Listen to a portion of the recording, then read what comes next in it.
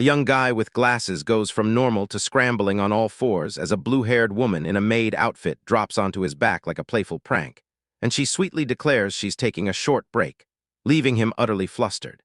Then it hits him, this crushing work life is suffocating him, and there he stands, fists clenched, staring at a huge modern building with a bunch of different coworkers around him, thinking, I can't take this anymore, as he forces himself to lock in on building his magic tower.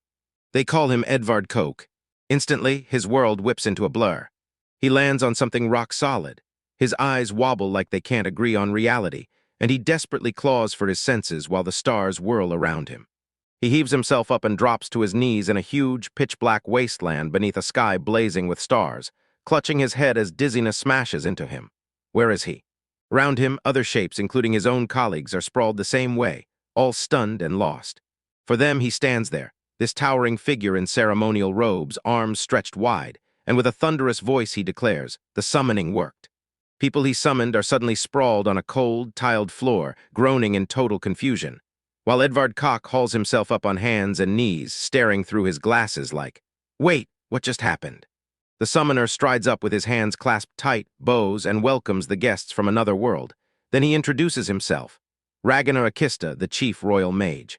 The whole group goes dead silent. Edvard's eyes blow wide as disbelief crashes in. Then he blurts out, is this some kind of reincarnation into another world? Ragnar just nods and confirms it, saying they used high-level magic to yank them here. He keeps going, admitting he knows the summoned folks still had whole lives back in their old world. And then the mage dips his head, begging their forgiveness for ripping them here without warning. His face hardens as he drops the bombshell. Everyone here was dragged in just to die. The summoned crowd jerks back, their expressions contorting with pure terror and stunned disbelief as the words hit. He snaps back fast, clarifying his brutal words. He only called for the ones already teetering at death's door. Then he leans in and asks, can any of you remember what happened right before you showed up? That question hits Edvard like a punch, and suddenly all he can see is the nightmare of a bus smashing off a winding cliff road. The mage leans in and says anyone summoned here can unlock a special power. Then a tiny, ghostly flame springs to life in his palm as he declares the truth that matters most. They're alive, and he's sure you'll soon learn to love what you've become. He started sizing up the summoned crew, clocking every new power they'd gained. One was carrying coal magic, another was rocking gravitation magic, and he even saw a third growing into a real paladin. Then his gaze snapped to the spiky-haired guy in glasses, and he declared, all right, that one's next, your turn. The young man hesitated, and a wave of unease crashed over him, while the royal mage stared on, curiosity glinting in his eyes. Then he blurted, I've never seen power like that before. And the young man snapped his head up in shock, staring at the mage like, are you serious? The young man focused so hard his brow knitted tight. Then the royal mage finally locked onto the strange power and blurted it out. It was construction. That reveal totally rattled the young man. He just froze, stammering like he couldn't believe it, while his blonde-haired colleague burst into laughter, calling the power's name straight-up ridiculous. The blonde man snapped his head toward the equally baffled mage and fired off the explanation. Construction companies handle the whole package, from design to carpentry to actual building. Then he slapped his panicked buddy, Kaneshita, across the back and told him not to let it crush him. Their fresh start kicked off with brutal training, eyes sharp, swords drawn, when a hard-faced instructor barked, sword held high, that their first job was to learn how a blade actually feels in their hands. As the combat training kicks off, Kaneshita's face is drenched in sweat, and his teeth are clenched so hard it's like rage made a mask out of his grimace. He trembles so hard he can barely keep his sword upright, because it feels insanely heavy in his hands, while behind him, the other summoned fighters, like that upbeat blonde guy, swing their weapons with unsettling ease. That power gap hits you like a punch. Watch the blonde man split a training dummy in half with zero effort. Then the girl with the high ponytail swings so hard her dummy explodes completely, and he blurts out in pure awe. Overwhelmed, Kaneshita swivels on Ragnar Akista and demands to know why a mage would even swing a sword. Ragnar just grins and says it's all part of magic training, because forcing mana to surge through the body wakes up abilities you didn't even know were there. To prove the point, two more summoned mages step up and steal the show. One whips up a swirling gravity sphere, and the other hurls a jagged ice comet straight into the sky.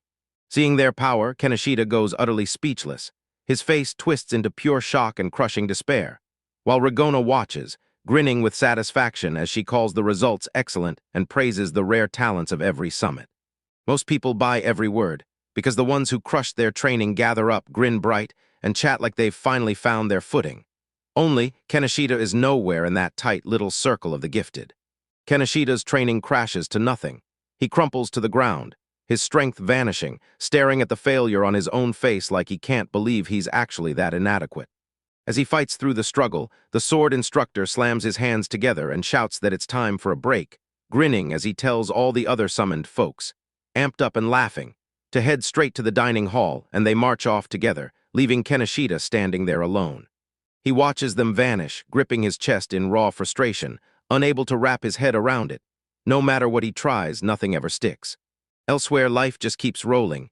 Two steady workers stand guard and gawk at a massive, splintered hole in the wall, where a horse now pokes its head out, while a third guy lounges on a fresh pile of lumber, like he's earned a breather mid-repair. As dusk crawls in, Kaneshita stands there alone, a practice sword strapped to his back, his face set like stone with sheer resolve. Elsewhere in the compound, three apprentices in matching tunics huddle over a document, wrestling with a puzzle they can't crack. One snaps that they might be doing it all wrong, while another blurts out how on earth they're supposed to use the thing they're studying. Their rage finally spills out in one synchronized sigh. One of them even blurts that they should take a break, grab some food, and come back later. While they step away, Kaneshita stays put in the shadows, gripping his sword like a lone sentinel as the light dies down. He kicks off his lone training with nothing flashy. No magic, no swords, just a saw and a plank of wood, and with razor focus he cuts it down to size. Then he grabs a hammer and a nail, and hammers it into the wood with loud, rhythmic strikes, driving it home with pure force. But his push slams straight into failure. The nail buckles under his wild strike. Wood explodes into splinters with a sharp crack, and he freezes, staring as his hands tremble in stunned disbelief. His eyes flare wide as the realization hits him like a truck. This simple carpentry job feels weirdly familiar. Meanwhile, the three craftsmen rush back to their own job, but when they face the shed, confusion hits hard. So the bald craftsman frowns and blurts, "Wait, wasn't there a hole here?" That wall they're staring at has been rebuilt flawlessly, brick and mortar stretching smooth and unbroken, erasing the giant hole that used to be there. Later in the roaring dining hall, Kaneshita sits alone and just nudges his food around with a fork, like he's completely checked out. While everyone else munches and chats, he's stuck in his own world, silent and isolated. He storms up to Mr. Akista at the dining table, worry written all over his face, and the older man looks up from his meal, spots the young man's clenched hands and drooping eyes, and asks what's wrong. With his head bowed, he finally admits it. He can't cut it in combat. Then he straight up asks if there's any other job he can do instead. Mr. Akista stops mid-answer, drags a hand through his long white beard, and goes quiet as he weighs the young man's request in his mind. He tells Kaneshita to stay calm, saying support is the heart of every fight. But then his tone turns cold. Weak armor and thin defenses make those guys the first ones to get wiped out. His eyes narrow as he lays out a brutal choice. There's only one other way, he says. Leave the kingdom entirely. The suggestion hits the group like a shockwave. Kaneshita shoots forward, snatches the older man's robes, and snarls, "What do you mean?" The rest of them at the table jerk back in sheer horror. He yanks his hands back, flustered out of his mind, waving wildly as he begs them to finally get it. He has no magic at all, and he's stuck being himself. He crumples onto his knees, totally broken, like every last spark of life has been drained. Then the long-haired woman lunges in front of him, yelling that he can still build. Another summon tries to quiet her, but she cuts them off with an angry shout of refusal. Her scream ricochets through the room, and two other men burst in. One snarls that this is pure cruelty, while the next goes off the rails, yelling that they can't just drag someone in and throw them away. Regona Ikista snaps back to their protests and makes it clear. He's not leaving Kaneshita out there to die to magical beasts. Then the long-haired woman glares and demands whether his whole plan was really to get rid of him all along. With his hands clasped tight, Regona admits he's really thought this through. Then the image of the summoned group sitting down together flashes in his mind, tugging on that shared bond. Kaneshita lifts his gaze and hope sparks across his face. He clenches his fist, voice shaking as he demands if there's really any other way. Regona leans in and answers, "Yes, there is." Then the summoner slams down a document with an insane offer. He promises Kaneshita a shot at owning the gallery of Fortress. Kaneshita freezes, stunned out of his mind. The moment the news hits, the other summoned blow up into pure celebration. cheering for Kaneshita and gushing that he's landed a sweet car and even runs a construction company now. Overwhelmed, Kaneshita drops into a deep bow, shouting his thanks to Ragnar Akista. Then the summoner just lifts a gloved hand, shuts down the gratitude, and declares it's time to call in his help. True to her word, an assistant finally showed up, and when she did, the whole room went quiet. A tall, composed woman with pale hair and a neat bun and sharp glasses stepped forward and introduced herself as Karen Maxwell, the fortress owner's assistant. Kaneshita just stood there, slack-jawed, completely stunned by how fast she appeared. After that, the trip to the fortress finally kicked off.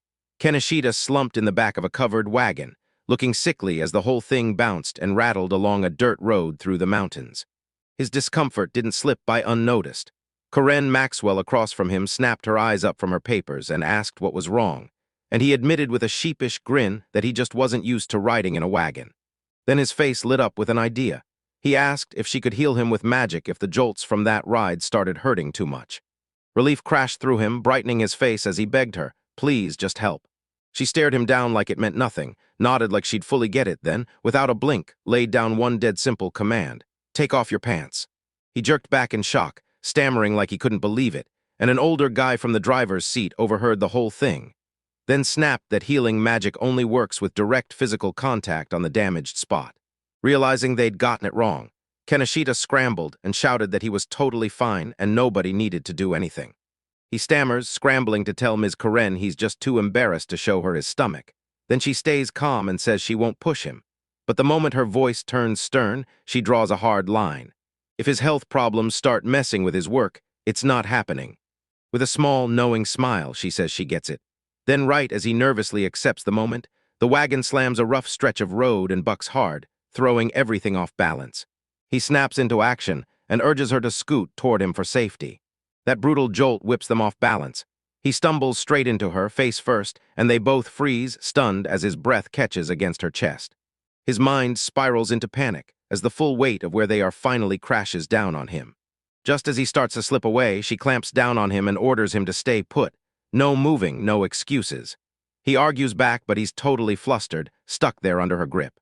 He blurts out a stammered apology, but she cuts him off fast, straight up asking if he's okay, calling out that he feels hot, and then bluntly wondering if he's trying to make a move on her. Mortified, he swears it's not happening, insisting he's just trying to explain how some guys might react when they're that close to an intelligent, beautiful woman. Her face shifts as his words sink in, then she notices it. That heat is only hovering around his navel. So that's it, she realizes, the center of mana. That's where your internal mana pools, a reserve magic can tap the second things get dangerous. She stared straight down at the man pinned to the ground, eyes locked with pure focus, while Kaneshita stammered that a massive surge of mana was hitting him right then. Her face lit up with gleeful, mad scientist curiosity, and she blurted out an idea to pump even more mana into him. She was convinced their powers were converging and tangling together. Kaneshita could only stammer out a flustered cry, while Karen fought tooth and nail to keep her eyes on the mana flows, struggling to stay professional with them like this. Right before she could move, a brutal jolt slammed the wagon, bam. And with a thunderous crash, the whole thing lurched sideways, flinging every passenger into a dizzying tumble. The driver and his donkey whipped their heads around, totally stunned by all the chaos. Lurches and chaos slapped them together again, and Kaneshita ended up dizzy, soaked in sweat, pinned there against her as Karen stared down at him, thinking hard, before confirming that his magic had truly kicked into action. As soon as it hit her, she shoved him onto the bench and pinned him under her, smirking like she'd already won, leaning over his still body as if to say, "All right, I guess I'll have to try." As Kaneshita's wagon rolls up to the towering Galleria fortress, he freezes, staring like it's bigger than anything he imagined, way smaller in his head, honestly. He points it out as the western outpost and notes, with a little disbelief, that the monsters around here are almost nowhere to be found. A wagon rumbles closer and closer to the stone walls, and he can't shake the thought that for all its bulk, this fortress isn't even on the list of the truly key strategic strongholds. Racing footsteps thunder down the corridor as a soldier sprints with full-on panic in his chest. A blonde young soldier storms into the office, slams his way up to the desk, and fires off a desperate request to the woman in her chair. He needs permission to live. She drops to her knees right in front of him, panting as she blurts out that the new lord of the fortress is about to arrive. That confident grin blooms across the woman's face as she takes his report like it's exactly what she expected. She marches up to a line of soldiers, jaw set and eyes blazing. "It's time," she tells Greta, and the moment ignites. She marched forward with pure intent, her fancy boots clattering on the stone, while her soldiers followed in tight, thunderous step. Kaneshita's eyes snapped wide as the move landed with a thud. He watched from the doorway, Karen Maxwell right beside him, and it definitely didn't go unnoticed. The woman skidded to a stop right in front of him, flashing a bold, confident grin, then blasted out a booming greeting, welcoming him and introducing herself as General Arietta Payman. He stared back, taking in every detail of her look, and to him she was just like anyone else. Dark hair, bold outfit, nothing more. Until Arietta kept talking, practically glowing as she finally got to meet him. Karen Maxwell sat beside him, eyes narrowed, tracking the moment like it might explode. Because the unknown always rattles the people from the provinces, and the tension was so thick the soldiers nearby looked ready to snap. Arietta leaned in, her voice turning curious as she said she'd heard some people can pull off a strange, special gift. And then she asked him straight up what it was. When she noticed his unease, she hurried to reassure him that she wasn't judging, she was just thrilled, because he was the first person from another world she'd ever met. He nervously blurted out that he worked for a construction company, and Arietta's eyes sparkled as she praised his background as magnificent. Then she practically begged him to show a demo, and the flustered Kaneshita stammered out a yes. He stands in a bright, sun-splashed courtyard facing General Payman, while a wave of soldiers crowds the covered walkways, arms folded as they stare in sharp curiosity, and Karen Maxwell watches from the side, staying cool and professional. He darts to an empty patch of ground and lays out his plan. He's going to raise a wall right here. The general's eyes light up with pure delight, and she blurts out an excited, eager yes to let him start. He snaps his hands together, cups them like he's catching light, then holds them up as he locks in and starts to focus. He shuts his eyes and clenches up with sheer focus, like he can force the moment back. He has to concentrate, dig into that exact feeling from the wagon, and he's not letting it go. 10 minutes slip by, and the soldiers who once watched with curious eyes now slump into boredom and sharp skepticism, faces stuck between, "Are you serious?" and "Move already." Even the general's ironclad grin starts to crack as she asks, "How much longer?" Sweat pours down his brow, Kaneshita clenches his teeth and swears it's only a little farther. Suddenly a burst of light ripped from his hands and hardened into a flawless window frame, and the general's jaw hit the floor as her eyes went wide. She gasped, half in shock and half in thrilled disbelief. Her shock snapped into action, boom. She slammed her fist into that giant stone block, breaking it apart in a single hit, and the impact blasted dust and chunks everywhere, making Kaneshita and the soldiers jump out of their skins. Even with that monster burst of raw power on full display, she spun around with a bright grin and said it worked. Meanwhile, Kaneshita lay on the ground, still gasping for breath, barely able to mumble a tired reply as sweat poured down his face. Then she carefully raised the freshly materialized window frame, eyes glued to how perfectly it was built. While she warned him, this was the kind of power a lord wielded from down on the ground. All he could do was stare, awe and pure exhaustion battling across his face. As she stared at the frame, a sudden spark lit up her mind, and her face changed fast, like she just realized what his power could do. She spun back to the group, clutching a chunk of the shattered block, and blurted out a fast apology for wrecking everything. Then snapped, barking orders at her soldiers to put it all back in perfect order. When Kaneshita heard that, his exhaustion vanished like smoke, instantly replaced by pure resolve. He balled his fists tight, hardened his face, and braced for whatever hit him next. His iron resolve met Karen Maxwell's unblinking stare, and when she spoke, using his full name, Takumi Kaneshita, the formality hit like a wave. The confidence in his face cracked, and his determined look melted into nervous, uneasy uncertainty. Inside her office, surrounded by little fluffy creatures, Kara Maxwell sized up the man called Kaneshita, and to her he looked like a helpless puppy with zero magic and no sword skills. She snapped back to a moment that shattered that idea, when she cradled him through his overwhelming surge, staring in disbelief as an absurd flood of mana burst out of him in the blink of an eye. That massive flow, she remembered, perfectly synced with her magic like it was made for her. That memory lit a fire in her head, so she dove into more research. Leaning over a massive tome, she stared at the summit's rare power, wondering if what she'd read was real. That it could spark between two people bound by something deeper than fate, because she'd never felt anything like it. And now, she couldn't shake the thought that this was the real strength of those who arrived from another world. Karen's thoughts got obliterated by a blinding flash. Then a giant in fancy robes manifested, arms flung wide as a devastating spell took form. Startled, she snapped her gaze up just as towering pillars of water blasted into the air around him. The summoned water swirled into a giant hand, then slammed shut with earth-shaking force. Moments later, that watery fist split open, and there he was, the mage standing calmly in its palm, fully in control of the element he commands. The mage's sudden arrival froze the air in place, heavy as stone. Then Corinne Maxwell just nudged her glasses into position, face locked tight, like she already knew the next move. She figured she'd watch for a bit longer. As the new day kicked off, Kaneshita shot up in bed so suddenly a young maid yelped in surprise. He blurted out frantic apologies, but the other maid, completely unfazed, calmly declared breakfast was ready. He dropped back onto the edge of his bed, and a heavy wave of sadness slammed into him, while the little ethereal spirits that kept him company through the night started to vanish under the morning light, softly begging him to let them stay. He shoved the feeling aside, stormed to the basin, and doused his face with icy water. He wiped his face, turned around, and there it was. A lavish breakfast sprawled across the table like a royal feast, way beyond anything he'd ever seen. His eyes drank in that incredible spread, but he still reached for just one plain piece of bread. With a loaf in one hand and a towel in the other, he spun away from the table, cheeks burning as he backed off from that insanely overwhelming display.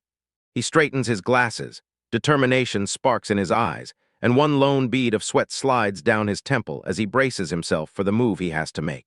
His gut screams something's wrong, because a shut door spits out thick, nasty vapor that pours into the hallway. He lunges for the handle, but the moment it hits his nose, he jerks back, wrinkling his face and pinching his nostrils as he realizes, unmistakably, it reeks like a toilet that's never been properly cleaned. He clenches his nerves, swings the door wide, and gets hit with a sight so shocking it steals his breath. Reeling with disgust, he stumbled back, and then his foot skidded on a slick, wet patch, slamming a bucket of water into the stone with a loud, clattering crash. He slams onto the floor, and that brutal stench floods the whole corridor, choking the air. He exhales in defeat, finally realizing how much he'd taken those simple, spotless comforts of his old life for granted. Then, right as he's trying to breathe, a young maid in uniform rounds the corner. The maid sprints to his side, worry twisting her face, leans in close and demands, "Are you okay?" But he can only gape in shock at how she suddenly appeared. He jerked his eyes up from the floor, dizzy from the fall, and saw the maid hovering over him with worry etched on her face. Then she pointed out how deathly pale he looked. She hauled him up, pressing a cloth into his hands, and when he croaked that he felt sick, he still forced out a weak smile and thanked her with all the gratitude he could muster. While he steadied himself, he announced he was the new owner of the fortress. Yet the maid acted like she misheard him, winked playfully, and asked if he was just a new worker she hadn't seen, then offered to help and insisted he couldn't stay like that.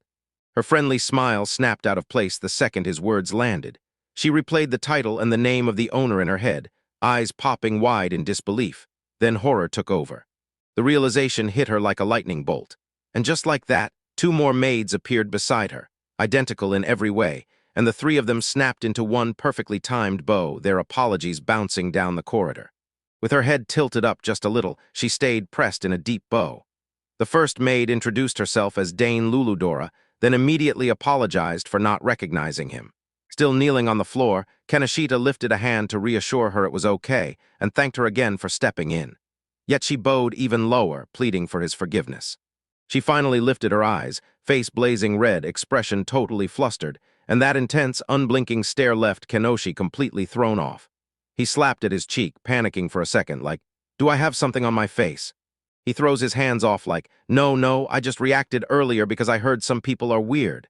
And right when he starts to explain to this new maid, she stays calm and shuts it down. Servants, too, come in every kind. Her whole attitude snaps in an instant. She clenches her fists and declares with full confidence that he's not scary at all.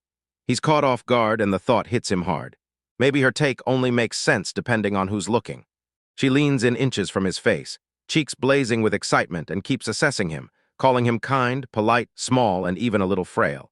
He recoils with a sharp shout, denying her assessment like it's impossible, while the maid glances back, briefly stunned by his outburst. Her confusion snaps out of existence the second it shows up, then her face lights up as she slips him a shocking request. "Make me your personal handmaid." She doesn't even wait. She spins to leave, declaring she'll go back to her duties, and just like that, he's stuck alone, shouting after her, grabbing for the handkerchief. He stammers and blushes, trying to swallow her words with pure sincerity. Since he's not scared of her, he'll serve her honestly, until his mind gets obliterated by a loud flashback of her body, comparing her chest to two massive melons. He barreled deeper into the building, pinching his nose as the stench clawed at him, smoky wisps spilling through the air like it had a mind of its own, and his face twisted into pure disgust. The scent hit him like a shock, nothing like the fortress's gorgeous, jaw-dropping exterior, and it made him realize the outside was pure glory, while the inside told a completely different tale. The inside was pure filth and pitch-black gloom, me scrambling around, while the latrines stank up the whole place. And when he clutched his head in despair, he shouted in disbelief at how anyone could live like this. His face twisted with panic as the truth hit. Something had to be done right now. He couldn't stand that awful stench for another second. The whole place had to be ripped up and rebuilt. A single desperate need tore through his panic. He just had to find a real toilet. With pure determination crashing through him, he yelled his new mission into the empty hall. First, he'd build toilets. Along a stone causeway, Karen Maxwell strides away with razor-sharp purpose, and behind her, a uniformed man stays kneeling on the ground, stunned and frozen in her wake. Her face was all business. Hard lines, sharp eyes glaring past her glasses as she tightened her professional jacket and clutched a folder of documents to her side. She strides into the office, her trimmed fur boots clicking on the floor, and right in front of her a slick-haired man sits behind the desk, wearing a grin so wide it feels downright wrong. She turns to Karen Maxwell and right there in front of everyone, fires off her congratulations for the promotion. Grin's grin stretches even wider as he lays out the new gig, secretary to the fortress master, and he sneers that she's just drowning in bad luck, even as her face stays stone calm. Later, she strode down a brick corridor, the same officer from before, either him or a document in his hands. Then she nodded, took it with a soft thank you, and her thoughts immediately spun into action. With her heels clacking on the stone, she thinks cold and sharp, this isn't a promotion, not even close. As she strode up to her new master's towering double doors, the stone floor answered with a sharp crunch under her steps. She lifted her hand to knock, then called out, "It's me, sir, good morning." Before she could even finish, the door slammed open, and there it was, shock on the floor. A young guy with spiky hair and glasses stared up in a daze, blinking like he'd just woken up, and all he managed was, "Morning," totally lost. Her eyes bulged with pure disbelief as she stared at the scene unfolding in front of her. Her shock hit hard, because it wasn't one man but three identical ones sprawled on the floor in total chaos, tangled together like a wreck. And the one who'd spoken just blurted out his plan. He was building a toilet right away. He snapped himself back together and asked if he could build it without permission, or if he needed to team up with someone. She shook off her surprise, kept her professional cool, and told him it was fine, but coordination was required, and the moment he heard that, he lit up like nothing could stop him. He dropped onto the cobblestones, stared up at her, and demanded to hear what his duties even were. She told him he had to be exhausted after that long trip, no work for him today. She promised she'd lay it all out tomorrow, and he nodded along without a fight.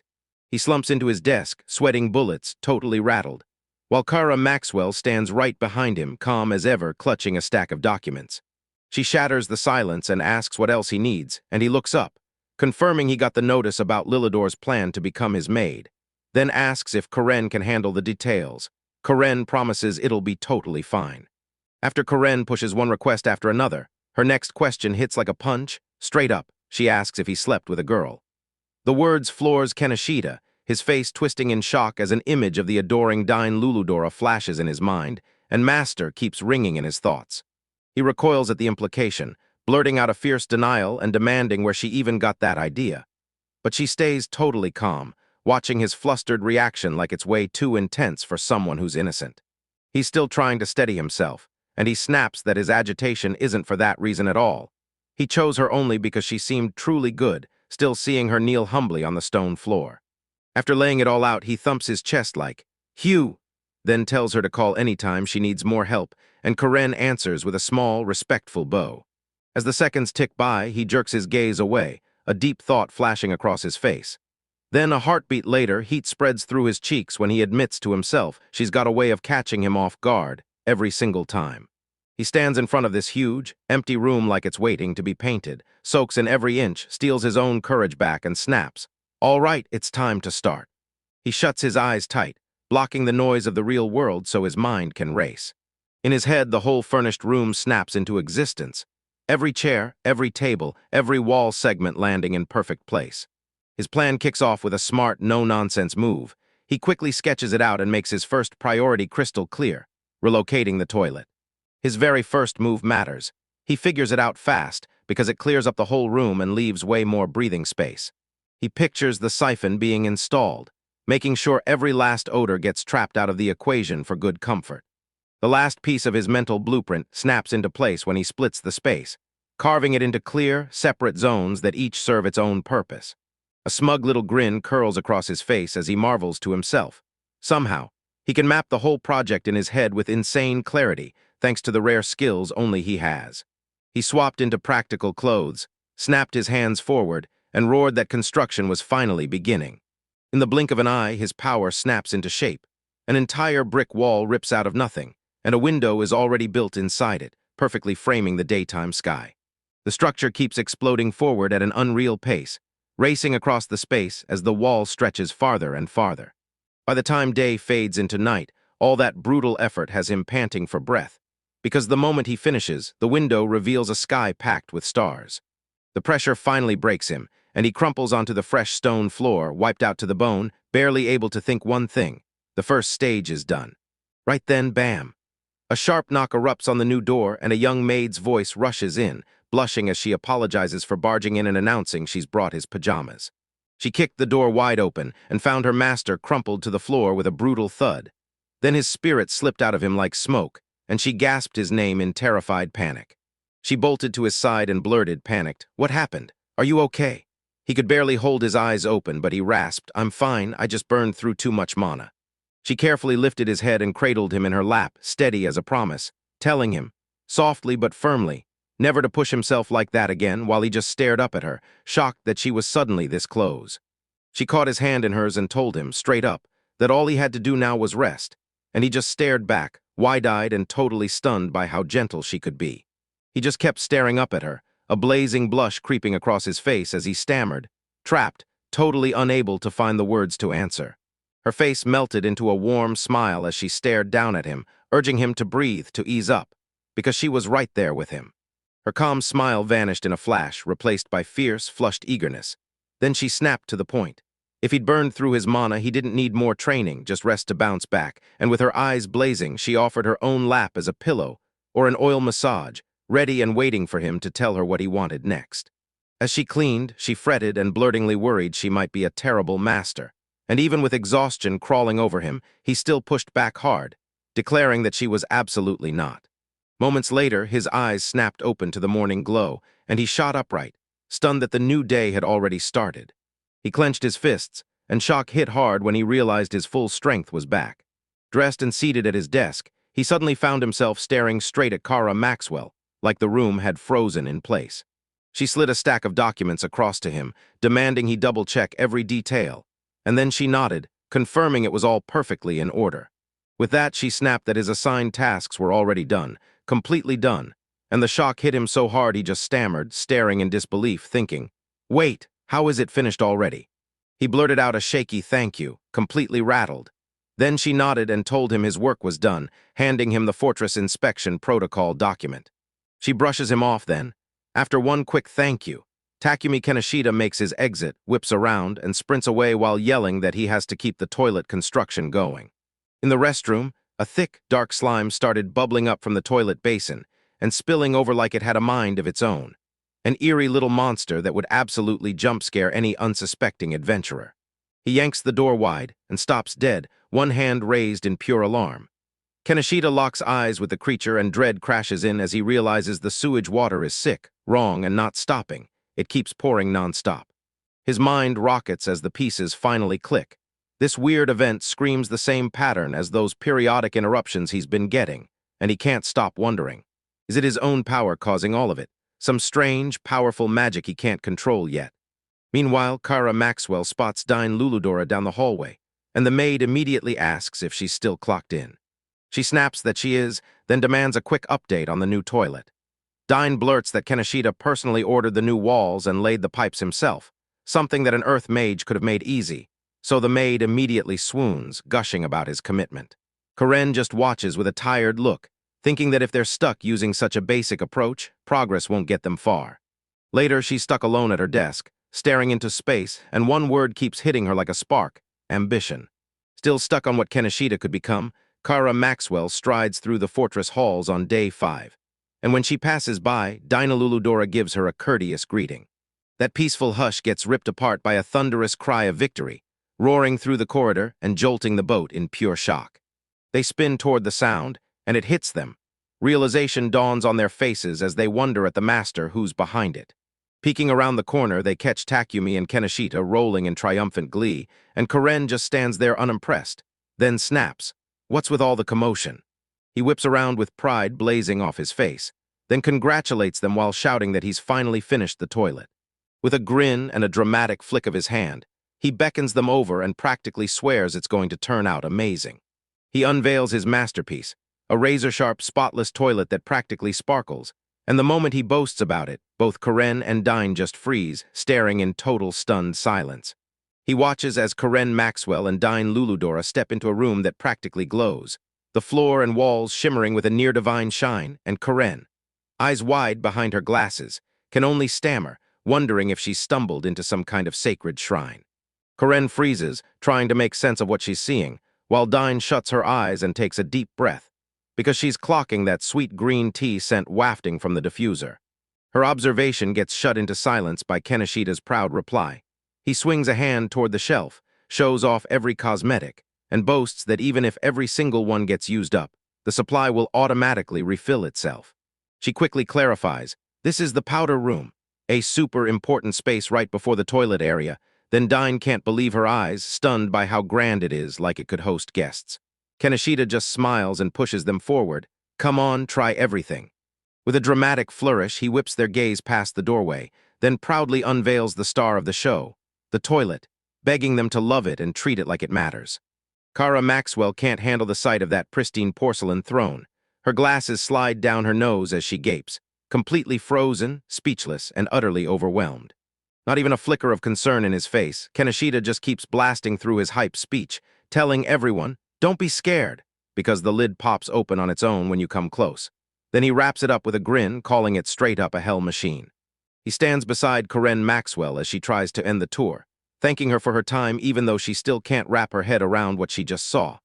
Then Dine Luludora, bursting with pure excitement, snatches her arm and demands they stay so she can inspect everything even more. Her excitement bubbles over as she pushes to interact more with the device, but Karen snaps the moment shut, eyes blazing. She drills Dine to study every single detail and report it back to the king. No shame, not even a hint. Meanwhile, Kaneshita's irritation keeps climbing, and his cool mask starts to slip. He's hit his breaking point, so he rips both women out of the restroom, blasts at them to get out, and tells them to deal with their own mess. The toilet lid glides shut right as the door clicks behind him, and in the dead quiet, he finally cracks, exhaling one tired, trembling sigh as he admits he's hit his breaking point.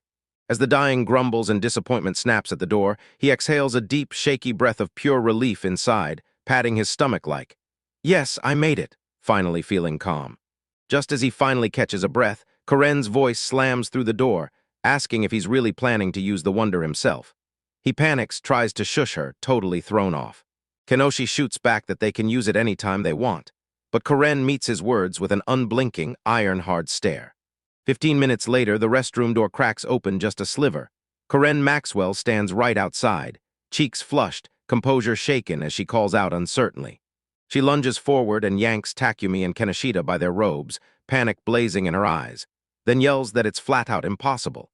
He can't seriously say he can't use a revolutionary device like a toilet, and Kaneshita and Dane Luludora just freeze, staring in stunned silence at her sudden outburst. Her grip cinches tight as she fires questions. How did he even pull off inventing something so diabolical? And does he realize what kind of responsibility that carries? Kaneshita, flustered beyond words, blurts out that he just copied the toilets from his own world, while Dine stares on, totally blindsided. After that nerve-wracking moment, she finally caves with a heavy sigh, agreeing they can use the toilet anytime they want. Then Kenoshi's face lights up with hopeful disbelief as he blurts out, "You mean it?" He flashes this huge, bright grin like the whole room just warmed up. Then he accepts her offer, but he won't do it for free. He adds one condition. If trouble ever finds him, they've gotta help him out. His heartfelt plea hangs there, heavy in the air.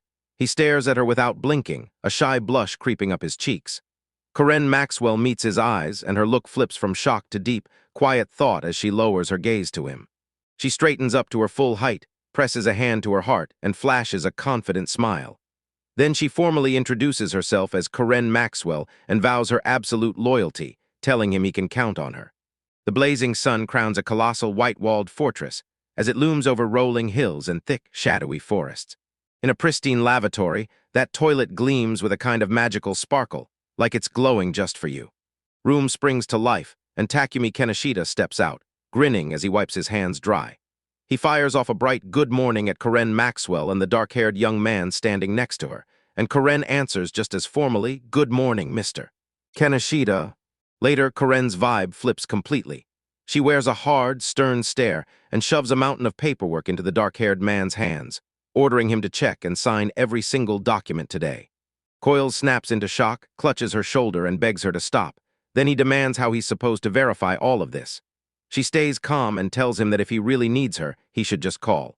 Panic surges as he blurts that she's the one who told him to call for help. Then he jabs at the paperwork like it's on fire, demanding she spell out every detail.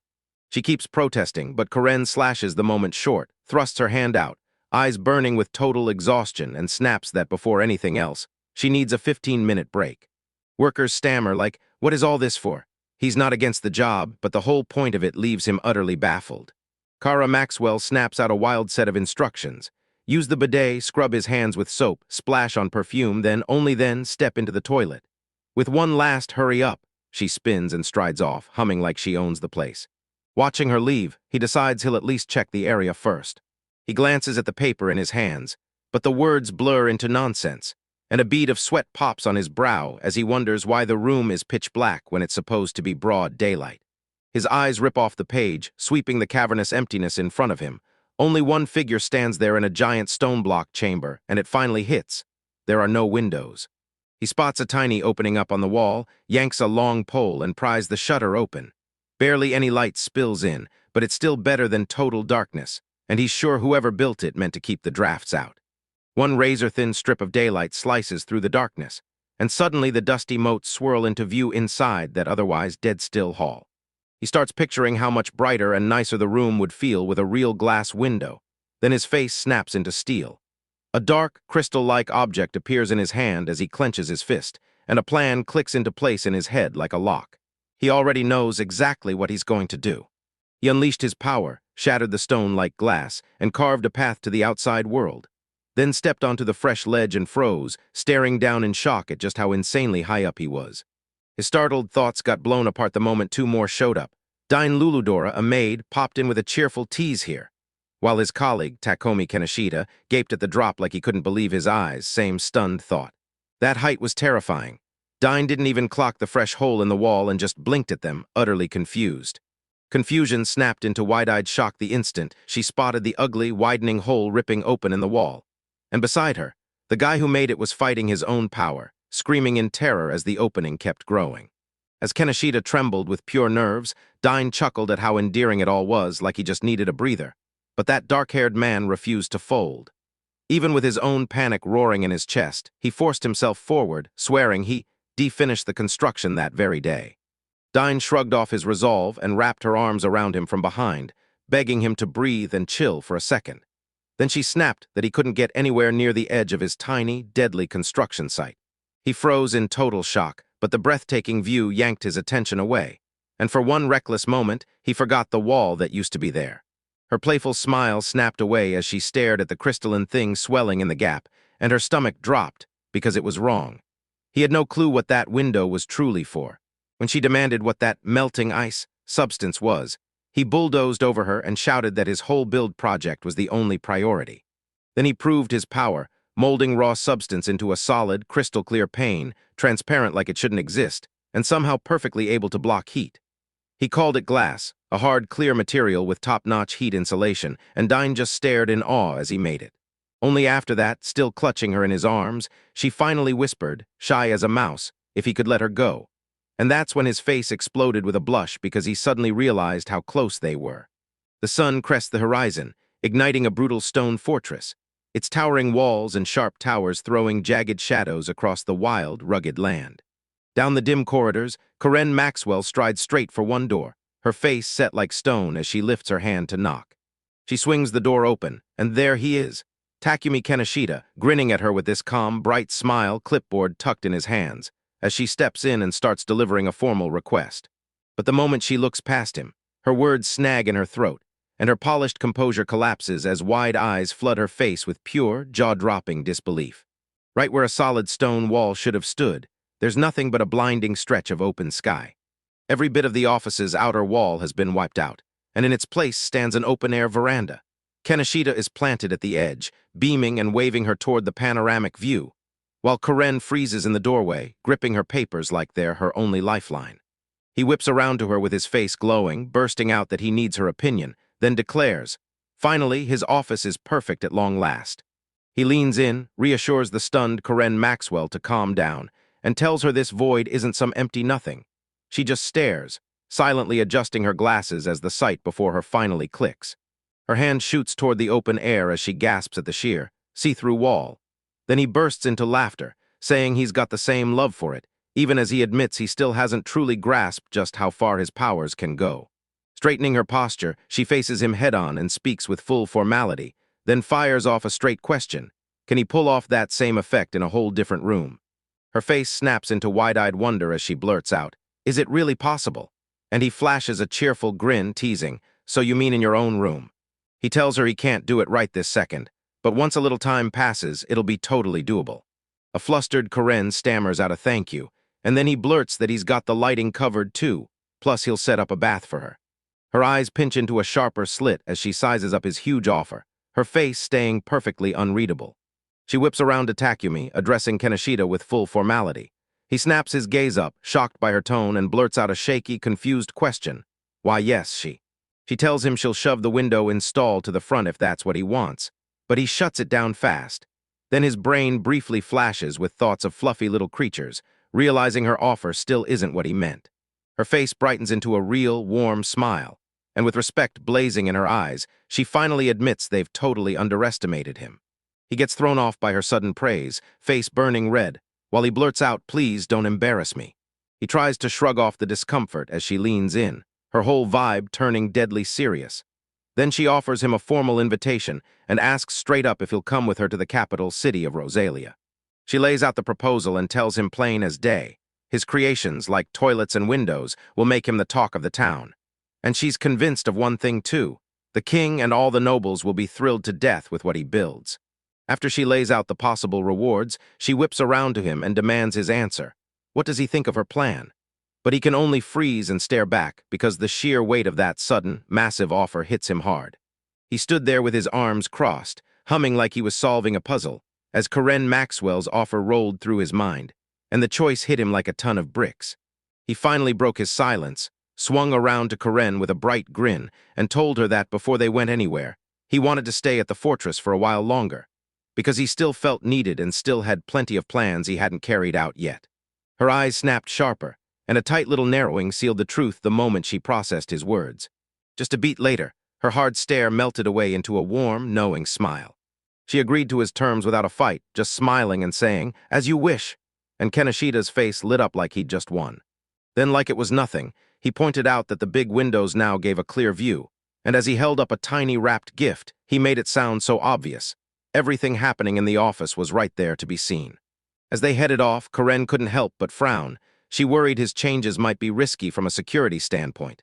He spun back with a huge grin, told her to relax, and assured her he'd already thought it all through. He grins as he lifts a tiny rectangular gadget, calling it his secret weapon, then taps a spot on the screen and explains to the baffled Karamax exactly what'll happen the moment he presses it.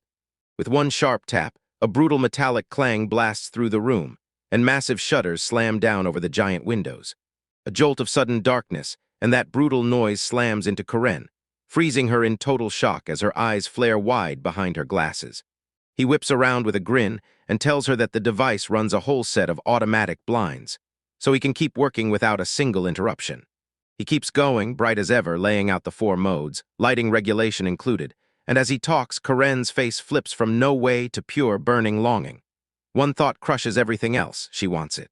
A huge, spotless window frames a bright sky packed with fluffy clouds, bathing the sleek, spacious room in brilliant light. Takomi Kaneshita stands by the desk, staring out at the mountains like he's finally cracked a perfect code. And the quiet pride in his chest tells him, without a doubt, he nailed it. The comm melts fast, and now it's all about the real stuff. He scratches his chin, thinking hard, and decides he should probably install windows in the bathroom too. He paused to weigh his choices, fretting over whether a louvered window would breathe better, or if a fixed one would pour in more light, until he remembered it can't open, and the trade-offs hit him hard. As he stews on it, a glowing, translucent panel suddenly snaps into existence right in front of him, flashing crisp info and diagrams for louvered windows, and he just freezes, jaw dropped, fully stunned. Shock hit and it all clicked in his head. This has to be a gift packed with cutting-edge tech, but he's still all flustered, staring at where this panel even came from, because sure it helps, yet it doesn't feel remotely secure. He taps the interface and boom, it's a full-on catalog for the fortress, packed with every building material and repair instruction imaginable. Tile choices, toilet vanities, even different wall paint colors pop up right in front of him, and he just stares, amazed, blurting out that maybe this is part of his power too. The very next morning, Karen Maxwell popped in with a bright good day and flipped straight to his schedule, and Kaneshita, still savoring that nice morning for half a second, snapped back into focus fast. She leaned in and asked, "Are we going to meet the city's mayor?" Clutching a document, then gave his worst fear a clean, simple yes. The moment he pictured his first official meeting, a wave of pure anxiety crashed over him. She caught his unease and snapped, "Stay right by your assigned guards." And when he shot back, confused, the air behind them exploded. People were chasing a fluffy little creature, yelling they wanted their hair back. She cut through the chaos and hit him with the brutal truth behind her warning, an ugly, unverified rumor that the hair of guys like him could cure any sickness. When he started to realize how insane and dangerous that sounded, she snapped, "We're leaving," yanked him by the collar, and started dragging him out. And she swore if he didn't fight back, everything would stay calm. They headed to the nearest town, timber-framed streets sitting right at the border of a thick, shadowy forest. Through the window they pulled up, and he leaned forward, staring at the whole settlement, then turned to Karen and demanded to know how many people lived there. She sat there while Karen Maxwell pored over the document, her voice steady as the carriage rocked, and she said the town barely had 2,000 people, most of them working the diamond mines. Then diamond mines hit him like a jolt. She spilled the truth. The birth rate here was low, so low that it basically handed her the keys to this fortress. And as he leaned into the window and stared out, he couldn't help wondering if that was really the whole story. His calm thoughts shattered the moment the townspeople came into view. When her carriage rolled through, everyone bolted in terror. A mother yanked her child behind her, and a man yanked his shutters shut before the wheels even slowed, leaving the street eerily empty ahead of them. He spun away from the window, and that hostile reception left his face tight with worry, while Karen stayed calm as ice right beside him. She clocked his worry and shot him a quick tip. The locals were just spooked by summoned people, but they weren't going to hurt him, so he should ignore them. Stunned, he cracked a shaky smile and promised he'd do his best. Suddenly, chaos detonated outside. Angry townsfolk swarmed in a furious crowd, hurling insults at a lone figure and screaming that the damned beast had to get out of their town. Their rage all pinned itself on a small, shaking kid, wild reddish hair, pointed ears, nowhere left to hide, while the beast, crushed by the crowd's fury, clapped hands over its head as their blood-curdling shouts to leave bounced through the air. While the kid trembled in fear, Karen Maxwell demanded, "What's going on?" Takumi Kaneshita didn't blink, his eyes locked on the scene, and recognition hit as he realized that child was from the Yalanov clan. The moment the name was spoken, it carried the weight of a noble clan said to see tomorrow and heal sickness. Yet their legend was split in two. In the West, people feared them as bringers of doom, while in the East they were worshipped like miracle bringers. The message hit like a fist. One of the townsmen lunged and shoved the Ulanov youth hard, roaring at them to get away right now. Rage twisted the man's face as the terrified youth stammered on the ground, hemmed in by a menacing crowd. He warned them that if mere words didn't work, something worse would. Then, after seeing all he needed to see, Kaneshita burst forward and screamed for them to stop. He tore past a stunned Karen, and she could only gasp his name in pure shock, watching him vanish like he was seconds away from pulling off something huge. He slammed to a stop right between the trembling youth and the hostile townsmen, freezing them all in place, startled, because the Ulanov kid was staring up at this brand-new protector as his mind spun over one wild detail. That strange hair color. He plants his feet as the aggressive townsman's screams whip the crowd into a frenzy, and the man roars that everything up at the summit will devour them all. Then panic detonates, people shriek and scatter, and Kenoshita and the beastkin youth get trapped right in the center of the chaos. Youth stared up at him, shaking like a leaf, eyes wide with pure fear, and managed to stammer out their thanks for saving them, while Kenoshita leaned down and demanded, "Are you hurt?" Their trembling jolts Kenoshita's mind, and suddenly he's back to a past conversation with Karen Maxwell, while the sky hangs perfectly clear above them. He remembers this odd defense people have. When terror hits, they just start giggling, totally out of control. And as he looks back down at you, trembling under the fear, his mind flashes to that classmate's nervous laughter. He realizes the kid is acting. They're shaking with fear, so he drops to their level, introduces himself as Takeru Kenoshita, admits their reaction just startled him, and then calmly asks, "What's your name?" In her youth, the beast lifts her gaze, still shaking with hesitation, and introduces herself as Sisha Mayuga, then quickly adds, "I'm 18. His eyes flare wide with real excitement, and he blurts out, "Wait, same age." Like that, instant connection hits him, and it feels like they've got something in common. Calmly, he confirms he knows.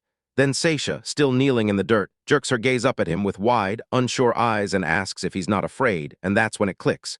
She's from the Yulan clan. Her confusion spikes as she keeps pushing the question, stuck wondering how he can be so kind to her when he's clearly too good of a person to explain why. He crouches down to her level, locks eyes, and flashes that simple, harmless smile, then admits he's from another world. He lets out a light chuckle and shrugs, saying everyone's terrified of him too, so how could she possibly scare him? His face lights up with a brilliant, heartfelt grin as he blurts out, "I'm just so glad." That sudden, warm smile hits Sisha like a punch to the ribs. Her heartbeat goes wild in her chest, and a deep blush floods her face. Lustered wipes at her eye as Kenoshita asks if she lives nearby. She shakes her head hard, saying she doesn't stay put. She just travels from place to gather herbs. Still reeling from what he just revealed, she blurts that it's nothing. Yet Kenoshi's eyes lock onto an injury on her, and he demands it be treated immediately, his urgent concern crowding her space until her face goes bright red. He asks if she's hurt, but before she can even answer, her legs betray her and she crumples onto the dusty ground. Karen Maxwell watches from nearby, thinking the girl's totally overwrought. Sisha, staring up from the dirt, blurts out a sorry apology for her sudden weakness. She shrugs it off with a laugh, telling him to relax since they're basically the same age. Then she finally really looks at him, and her whole vibe flips. In her eyes, he reeks of aristocracy. Right as they start to move, Karen Maxwell barrels up to Kenoshi and calls him Master, then tells him it's time to leave, leaving Sisha frozen, staring like, who is she really? He jabs a finger toward a grand estate on a faraway hill and declares, "That's my home." Sisha freezes, mouth opening and words tumbling out as he blurts his name, because it all clicks at once. He's a local nobleman, and the woman beside him is his attendant. A little later, inside the residence, Sisha slumped and knocked out cold on the sofa, and Kenoshita hovered there, worried out of his mind, asking Karen if she'll be all right. His assistant shrugged it off, saying the poor girl is just drained from traveling all that way, and once she gets some rest, she'll bounce back. He swallows the explanation and moves on, while Karen urges him to let her rest for a bit, then slips away to use the restroom. Kenoshita nods and agrees, thanking her for jumping in. He stood there in tense silence, eyes cast down, replaying everything that just happened in his head. Seconds after Sisha collapsed, his mind yanked him back to the chaos. Staff sprinting in, worried faces everywhere, whisking her away fast. All they could think about was keeping her safe, getting her a warm meal, a bath, and a comfy bed where she could finally rest. Back in the present, he let out a quiet sigh, because it finally clicked why she reacted that way, and he realized everyone really was terrified of the Ulanovs. His thoughts got ripped apart when someone dropped right in front of him. There stood a young woman with long, light hair, her face blazing with panic and shame as she inexplicably yanked down her undergarments, and Kenoshita just froze, mouth hanging open in pure, helpless shock. Inside a private lavatory, Takomi Kenoshita yanks open a jammed door, then freezes, staring straight at the maid, Dame Luludora, who's standing there. She shoots him a stunned look, eyes wide with shock and burning embarrassment. Then a sudden, awkward discovery hits, and both of them explode into piercing screams. She freezes for a beat as recognition hits her face like lightning, and suddenly it all clicks. She remembers she just went to the toilet herself, and it only makes her scowl burn hotter while Dine watches from nearby, cheeks flaming with worried embarrassment. Realization ignites her rage the moment she whips around and grabs the terrified maid by the collar, forcing her to meet Karen's fury. "Dine, you were just cleaning," she stammers. But Karen won't let it slide, pressing her hard to confess whether she decided to use that restrictive facility without permission. Her grip yanked back Dine's wrist, and a cold accusation hit.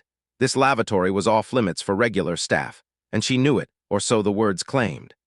Behind them, Kaneshita panicked and shoved forward, yelling for Karen to hear him out, insisting he was the one who gave Dine permission. Unheard, Karen's sharp eyes stay pinned on Dine, pressing for a clear yes or no, and Dine answers with that chilling calm. The maid stares in total confusion while Kaneshita in the back panics and wildly signals, begging everyone to understand he's the one to blame. Takumi Kaneshita was caught in her firm grip, her face hard as she stumbled over her words. She insisted she was only pointing out spots to improve and that she'd been given permission. She loosened up and announced she was building a special room, then straight up asked them to help hunt for any weaknesses, and she even asked if Dine would be included. Kaneshita pounced on the chance, snapped up the agreement, and promised them that even though the room's true purpose stayed hidden, the quality would be undeniable. He pressed a hand to his chest, promising Karen she could count on him with zero doubts, and after a beat, she finally nodded and accepted his terms. With things cooled down, he calmly but firmly asked both women to step out of the area. He brushed off the moment with his simple intent. He just needed the restroom. The two women stared back, shocked for a heartbeat. Kaneshita stood there in shock as Dine suddenly slid against him, wearing a calm, satisfied smile, while Karen watched the whole strange moment unfold, completely still. Just outside another room, Sisha and Mayuga hesitated with a bright blush creeping across their face. Then the door swung open, and Kaneshita stepped out, holding a tray. Dine popped up the second they arrived, winked like nothing could stop her, and demanded tea with something to munch. Then Sisha froze and stammered in total shock. Kaneshita blurted out an awkward response and spun to face Sisha, who was already pointing at the room he'd just left, still stunned. Kaneshita explained it wasn't magic at all, just a huge glass window, and asked if they liked the view. But Sisha could only gape, thinking they'd walked into an unbeatable wall. Just when everything seemed to settle, Sisha Mayuga jolted in panic. She'd forgotten something huge. She snapped into a deep bow and poured out her heartfelt thanks, grateful beyond words that she'd been saved. But the moment in action played out, Karen Maxwell shot them a stern look and told them it was time to get going. They could move, but a deafening growl ripped out of Keisha's stomach, freezing everyone in place. Then the beast reared back and Keisha's face snapped into pure horror.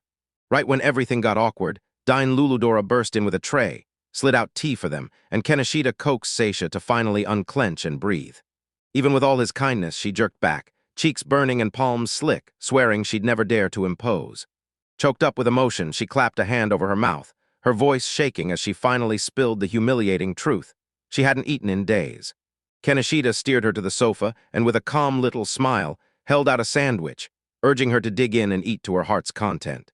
Sisha Mayuga finally took the food with a soft smile, her bandaged hands shaking as she grabbed the sandwich, and she barely managed to stammer out a tiny, thank you. She didn't hesitate for a second. She shoved the food to her mouth and took one huge, desperate bite. The taste hit her instantly, and she went straight into overdrive, devouring that sandwich at lightning speed and leaving Kaneshita stunned, while pure, unfiltered bliss lit up her eyes. After starving for ages, she finally took one bite and it hit like heaven. So delicious tears burst out of her eyes as she blurted, over and over, how amazing it tasted. Behind her, Kaneshita, Karen, and Dine just watched with warm, gentle smiles. Once her breathing steadied, Kenoshi leaned in and asked her a careful question.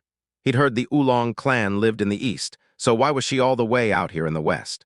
She snapped her chopsticks to a halt and answered right away, saying she was only doing it because the eldest Hash had ordered her. She leaned in and spilled every detail she could, because the clan priestess herself had warned her. Go west, and your destiny will finally show itself, no matter what, and people say that priestess can see even the ones who don't belong to the Yulan clan. She tells him her power is still blooming. She's young, so she only catches the future in shaky, blurry flashes. And when Takumi hears that, his jaw drops as he blurts out how insane and incredible it all is. She squirmed a little and admitted, with clear embarrassment, that she never could have predicted the nitty-gritty of her trip, like how she'd end up at the fortress or get to enjoy a meal that fancy. Curiosity spikes, and Takumi leans in with pure excitement. He asks if she can read his fortune, because it sounds like she's already been trying divining something that doesn't even have her directly in the picture. He yanks the request back fast, fretting that he's pushing too hard and shooting out an apology for pressing him. Then Sisha cuts in, clenching her bandaged fist, and declares, loud and certain, that she'll do it for his sake. Dine and Karen watch from afar as Sisha kicks off her explanation, saying the Oolong clans all have their own prophetic tricks, and that some of them can deliberately stare into the future. She insists her way is totally different. She slips into a trance, and before she even realizes it, her own hand scribbles the prophecy onto paper, while the meaning leaves her just as clueless. With a fierce stare locked on him, she grabs a pen, rolls up her confidence, and offers to prove, right here, that she can back up her skill. Her pen ripped across the page, claws of ink tearing out words in a frantic blur. And as she fell deeper into the trance, she poured the prophecy onto the paper like lightning, her wild hair practically crackling with power. She let out a shaky sigh of relief and declared she was done, and Takumi, still worried, asked if she was okay as he took the paper. Then he started reading the prophecy, grinning because it promised they'd stand side by side as steadfast allies. The prophecy wouldn't stop there. It promised that once Takumi backed Sisha, he'd forge a medicine of legendary design. As the words kept crawling onto the page like they had a mind of their own, Sisha froze in pure confusion. She had no idea what was going on, even though she'd been dreaming up medicine plans she couldn't wait to build, and with a shaky breath, she blurted out, "So, what kind of huge design is this supposed to be?" He tore into the next line, and it praised their unbreakable bond, making Sisha's cheeks ignite with a full-on blush. Then the prophecy kept going and suddenly turned way too intimate, promising a delicious night together in bed. Those words hit the room like a bomb, leaving Takumi stunned and dragging shocked gasps out of both the dying and the devoted. Mortified, Keisha lunged forward and tried to grab the paper back from Stunt to Kamai, shouting that she sometimes writes this kind of nonsense, while panic twisted her face as she desperately tried to shove the prophetic page into her mouth. With the chaos finally dying down, Sisha crumpled to her knees, head hanging low in pure embarrassment. She whispered an apology, and once Takumi had cooled off, he gently told her everything was okay. She spilled the whole mess to Takumi, confessed she'd busted her leg, then admitted she was out of money and had no choice but to gather herself until things turned around, while Takumi and Karen Maxwell leaned in, hanging on her every word. Karen cut straight to it, staring her down and confirming Sisha was the herbalist they needed. Sisha jolted, only to admit an elder had taught her. Then Karen seized the moment, offering her a job on the spot, claiming they desperately needed someone with magical powers and that Sisha's talent would be a huge win for them. That offer hit and pure excitement exploded in the room. Takumi even praised Ms. Karen's brilliance, and when Sisha poured out her heartfelt thanks, he swung right to Sisha, fired off. "Want to earn some money?" and reminded her of the medicine they could make together. Bluster snapped into action and bought the world's enthusiasm. Then she shot him a curious look and asked why he was being so kind.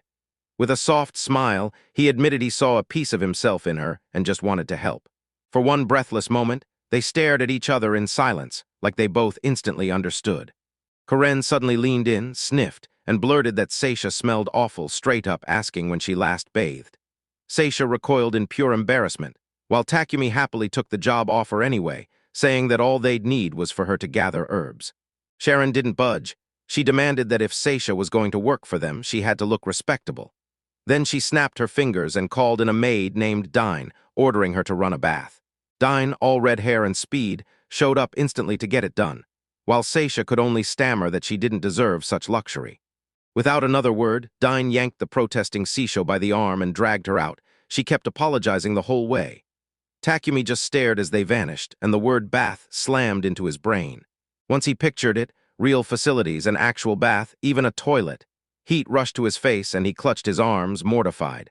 Fresh out of his own bath, wrapped in a robe, he dropped into a chair at his desk and stared, plotting his next upgrade. Then decided he'd better scan a catalog and build a real bathhouse. Takumi's thoughts got cut off the moment Dine Luludora strode in with a transformed Sisha, now gripping a candle. The maid blurted that she'd brought it because night was dropping fast. Takumi froze, staring at Sisha's fresh outfit, and then realized the clothes were Dine's doing. Stunned by all the sudden eyes on her, and by her brand new look, Sisha screamed like it ripped straight out of her throat. The room kept sinking into darkness. Dine even offered to light it up, but Takumi snapped, "Not yet." When she clocked just how late it had gotten, he finally said, "Okay, I've got something to show you." He stared at Sisha again and gushed about how much she'd changed.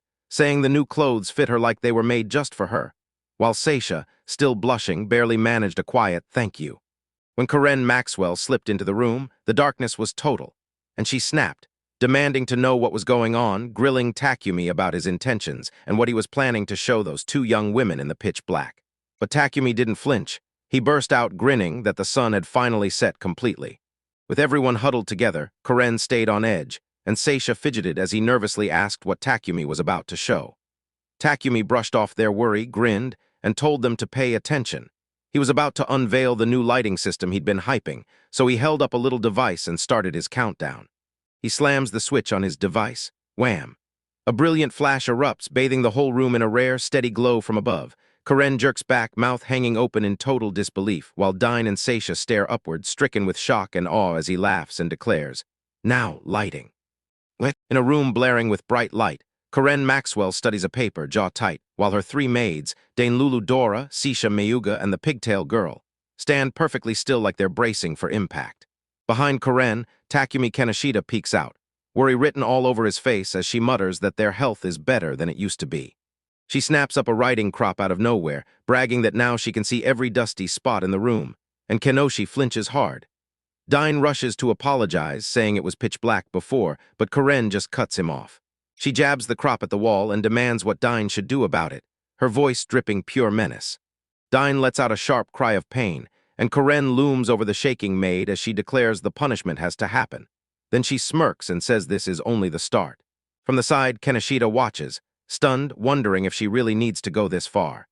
Point taken, Karen steps up, eyes locked on Dine, and then she calmly orders the head to get ready, like her back is about to feel punishment. Just as she's about to move, Kaneshita rockets forward, screaming for her to stop, so Karen snatches him by the collar on the spot.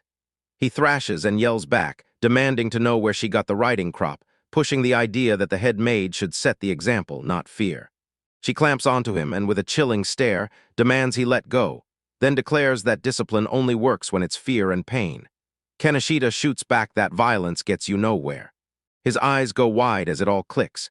He blurts out that what she calls discipline is nothing but fear-fueled manipulation, and suddenly he realizes that's exactly why she does everything. He yells that he's banning her methods, while Kara Maxwell stands beside Dine Luludora and calmly fires back. Why? He lays out his reasoning, replaying Nakamura's words from his teacher. Fear-fueled punishments don't build trust. They shatter it and stop anyone from growing. And as he talks, you can practically see Karen's rage and that heavy, fear-driven discipline crushing down on a kid who can't stop crying. And just like that, he declares that since Dine is his own maid, only he gets to choose what's right for her. And to his shock, Karen flips her riding crop against her shoulder and basically gives in. Fine, if you insist. Karen's yes is just a trap. With a smug little smirk, she pushes for a fresh punishment, like making Dine scrub every soldier's toilet until they shine. Kaneshita's stomach drops as she realizes this isn't getting softer at all. Karen's cruelty is leveling up. Later, as they stride through the stone corridor, he blurts out an apology to Dine, admitting that his interference only made everything spiral worse.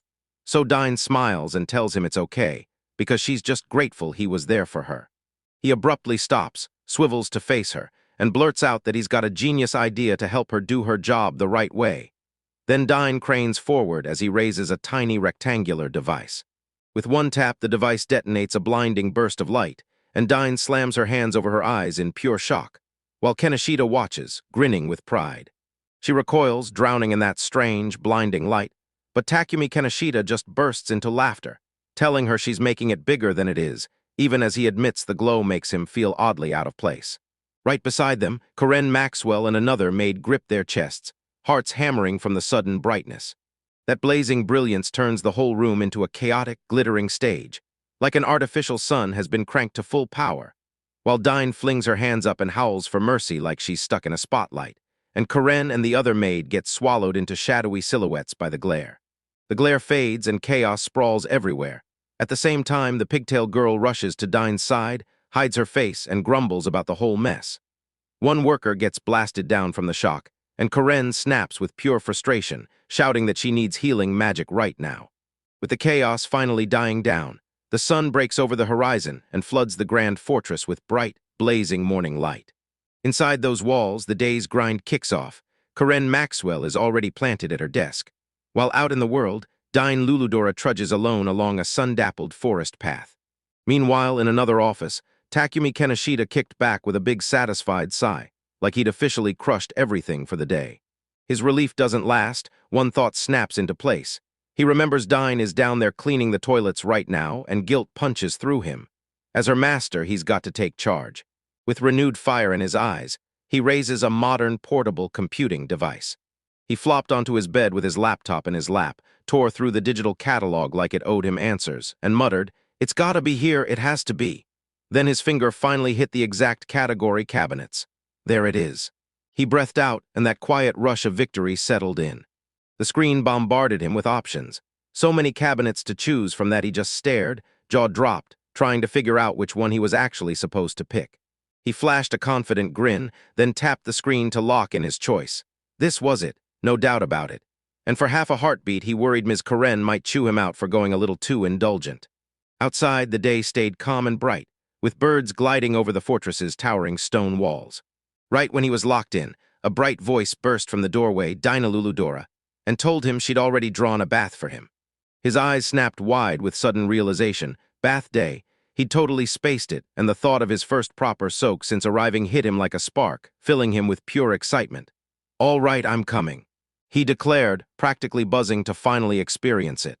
They marched him into a huge, steamy bathhouse, and Dine, plus another maid with pigtails, were waiting there to greet him. They pointed at a basket and told him to drop his clothes, and with a thankful smile, he just said, "Thank you." He freezes mid-breath, staring at the smiling maid with pigtails who suddenly shows up right in front of him. She rips through the silence, asking what else he needs before she can get his answer out of him. And then she adds, straight up, that she'll be right there helping with his back. Her offer instantly throws him into a full-blown panic. He blurts out protests, yelling that he can bathe himself, "Thank you very much." But the maid just stares, unshaken, and tells him, cool as ice, that it's her duty and that's simply how things work around here. Still rattled, he blurts out, "So there's really no other way?" The maid grins and answers, "Of course there isn't." And just like that, he's left to wrestle with the truth, dreading Karen's wrath all over again. He braces for yet another scolding, but the maid's whole mood flips.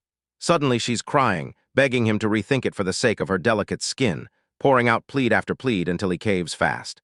Then she snaps at his pathetic voice, and he gives in again, only asking she stop staring at him that hard. Her tears vanish like they never happened, and a blazing, victorious smile snaps onto her face. She says, "All right," slips in clothes, and urges him to take his clothes off.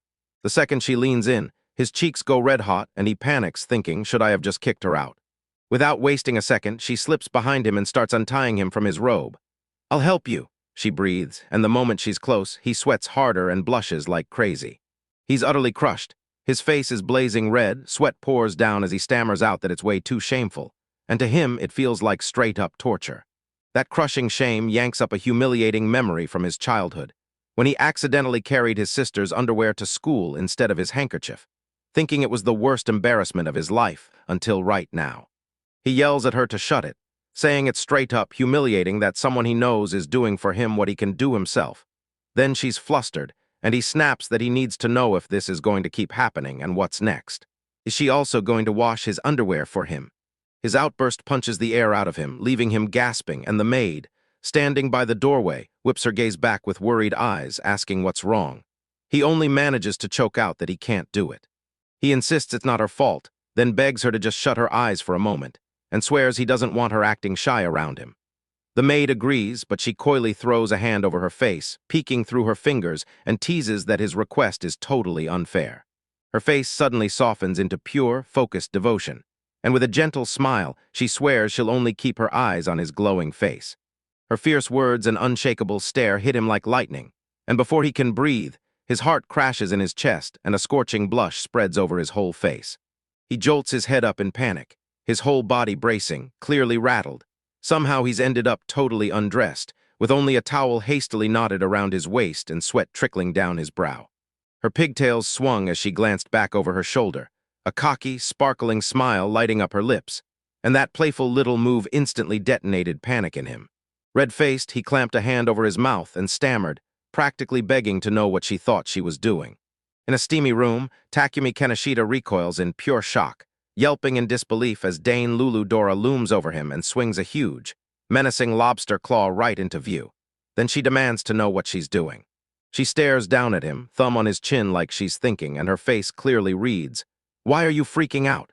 Because she flat out tells him she's not about to take everything off. She starts kicking off her boots and slipping out of her dress, and just like that, Kanashida's face flips from pure terror to embarrassed relief. He exhales in gratitude, even as a nagging part of him wonders if this really feels safer. Clad in frilly undergarments, she flashes him a bright grin and waves him closer, and Kanashida, panicked and overwhelmed, throws his hands over his face and blurts her name. Dine grabs his hand and guides him through the huge private bathhouse toward a sunken tub, warning him in a gentle voice to watch his step so he doesn't slip on the wet floor. He drops into the hot water, still clearly rattled, fighting to look anywhere but at her, praying the steam hides him from Dine and from her eyes. The relief doesn't last, though, because she looks totally calm, humming as she washes, insisting everything's fine, and waving him closer like this is no big deal. She complains the bath is way too cramped and shoots back that they should hit the town's public bath instead, way more space, and the second she says it, Dynastamina flips. Why would you even suggest that? She snarls, face twisting with pure disgust as she clenches a tiny washing stool. She declares the public bath is awful, and the moment Amir even brings it up, sickness hits her hard, leaving Kenoshi frozen in shock at her explosive reaction. She dips her hand into the wooden tub, checks the water, perfect, and then beckons him to jump in. He sinks into the steaming water with a slow, satisfied exhale, and that heat rushes in, melting his stress on the spot. He blurts out, wondering if the city bathhouse is heated too, and Dine fires back that this bath was built by the sweat of just 6 people, so you'd better appreciate what they've done. She keeps talking, saying it's all powered by the stove's heat.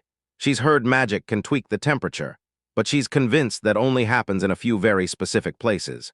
Stunned, he blurted, "Where's this water even coming from?" Dine grinned and said it's brewed with both water and fire magic. Just like that, the bath clicked as something way more special than he expected. Then, catching him staring off into his thoughts, she happily offered, "Come on, I'll wash your back for you."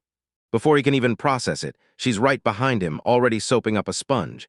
And then she starts scrubbing his back slowly, asking if the pressure feels okay. He stammers through a full-on panic while she keeps working, her hands gliding skillfully over his back like she's got total control. She fought to stay out of the slick soap, while insisting he could handle washing his own front. Her expression drops, and with a sting of sadness she asks if he's being rude.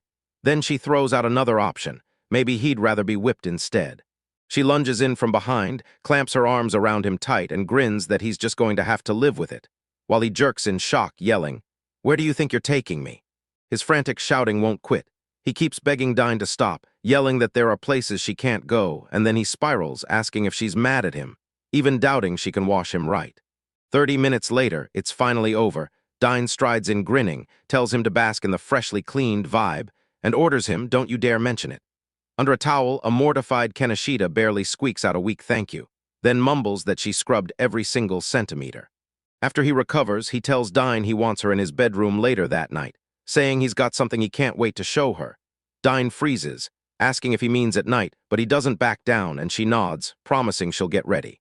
While he dries his hair, he seals the agreement, but Dine totally misreads it, blushes hard, covers her mouth, and calls him a little rascal, leaving him staring in pure confusion. Diana barrels up to the door in a silky nightgown, cheeks flushed, eyes full of hope, and tells her master she's finally here. The moment the door swings open, she's hit with more than Kanashida. Karen Maxwell and Sisha Mayuga are waiting inside too. Kanashida flashes a warm smile, relieved she finally showed up, but Dane is thrown for a loop and blurts out why they're here, then rushes into an apology for the wait, even admitting he set up a bed. Her cheeks burn with pure embarrassment and sharp anger as she clenches her fists, fuming to herself. She'd been so hyped, thinking her master was finally calling her for a private meeting. He's totally blind to the storm inside her. Then he claps for everyone's attention.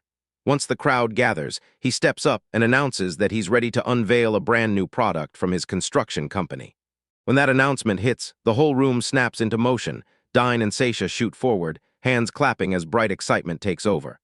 Karen just stays seated, arms crossed tight, staring with sharp, heavy skepticism. With a huge flourish, he whips the sheet off the nearby object and practically buzzes with excitement, shouting, "Look at it! Behold this sleek, brand-new buffet." Hinashida yanks the sheet back with a dramatic snap, and there it is, a plain, dark wooden cabinet. The big wow moment crashes to silence, dying on the spot as Daisuke and Sisha just stare back, totally blank and confused, their hype evaporating instantly, while Karen watches on with a stone-cold, unimpressed look. He booms out that it's all for Dine and calls it her prize for scrubbing toilets all day, so she gets the honor of being the first to open it. Dine just gapes, frozen in disbelief, desperately trying to figure out what he's even talking about. Her confusion snaps away, replaced by sheer joy, tears instantly spilling as she blurts out thanks over and over, while Sisha buzzes with excitement and crawls straight toward the cabinet, and Karen just watches, all skeptical eyes. Kaneshita leans in, grinning, tells them there's something wild inside, and urges them to throw those cabinet doors open. With a loud click, the doors swing open, and all four of them lean in to stare. Turns out it's not a cabinet at all, but a refrigerator, jammed with weird drinks and snacks they've never seen before. A rush of excitement hits the group, and Kaneshita lights up as he boasts that the fridge is packed with all kinds of mouth-watering treats from his world, so hard that even Karen can't help but stare in shock. Dine jabs a finger at a row of glass bottles, calling them cola, but then narrows his eyes at the weird, dark liquid swirling inside. Kaneshita shrugs and says he hasn't tasted them yet because he was saving the moment to enjoy them together, and then he spots the energy drinks, admitting they used to be a favorite of Kabaka. Her eyes then lock onto a bigger bottle. She calls it champagne, so Karen asks, "Is it sparkling booze?" And Kaneshita nods, grinning like a kid on payday, announcing, "We're throwing a party tonight," and telling everyone to take whatever they want. Moments later, the whole crew crowds around a table piled high with their fresh finds, and as Kaneshita cracks open a big bottle of cola, muttering that it's been ages, Dine can't hold back, yanks for a glass, and practically bursts to taste it. He whips around to his guests and asks Ms. Karen what she wants, and she grins that she wants champagne. Then he turns to Sisha, but the young beastkin just shakes their head quietly and says, "We're good just like this." Hearing that, Dine shoots back that she's getting the champagne for sure, and Kenoshi grins like, "Don't be shy." Then she looks up at him, cheeks warm with embarrassment, still buzzing with excitement as she blurts out an apology. He's left gaping, saying he never figured someone as young as 10 could drink. And then he explains that in his world the legal drinking age is 20. So when Dine tries to play it off, saying she wants to act like an adult, he slams her down fast and makes it crystal clear. Absolutely not. With a sudden shift in his tone, he grins, lifts a can high and calls out a toast, telling everyone to drink together. And just like that, all four lifted their drinks together over a table stuffed with snacks and yelled a rowdy bottoms up. The first bite slams a shockwave through Dine. She gasps, eyes wide, shouting that it's insanely delicious and that it literally bursts in her mouth. Karen and Sisha get hit with the same jolt, stunned by that weird, bubbly feel. When he sees their faces, Kaneshita leans in and asks if she doesn't like it. Karen snaps back fast. "No, it's actually amazing." The flavor hits her like something totally new, and right beside her, Dine can't wait and blurts out for another. Kaneshita just grins, urging them to savor every sip, as that strange, sparkling drink glitters on the table. An hour later, the table was stacked with proof the party was still raging. Empty bottles and cans everywhere, like the celebration never even slowed down. A rare comm got ripped apart by a sudden outburst. Kaneshita froze, realizing Sisha was drunk, nothing like her usual silent self. She latched onto him, sobbing without control, begging him to forgive her and apologizing over and over for being such a quiet woman. Her sudden sobs cut off, and she yanked the front of his shirt, dragging him close as her face snapped into pure fury, leaving Kaneshita so stunned he could barely get words out when she demanded, point-blank, that he listen. Her face was inches from his, flushed and deadly serious, and with eyes locked on his, she whispered the confession that hit straight from the heart. "I love you." Those words left Kaneshita completely floored, his face flaring red as if it had caught fire, while Sisha kept going, describing her steely stare and reminding him how he'd saved her, even when it meant throwing himself into danger. As she talked about that moment, a memory ripped through her mind, and realization lit up her face when she finally remembered how it felt right then. Still reeling, completely flustered, they looked down and somehow forced out, "Do you get it?" He sat there waiting for her to spell it out, but she hit him with a chilling truth. Sisha's eyes locked on his, wide and unblinking, her face deadly serious as she swore she'd die for him, saying that was her megaton of responsibility. The moment she said it, the weight of her words melted into a drunken fog. Her eyes drooped as she slurred that if it was for her master's sake, then yeah, that was the only right thing, wasn't it?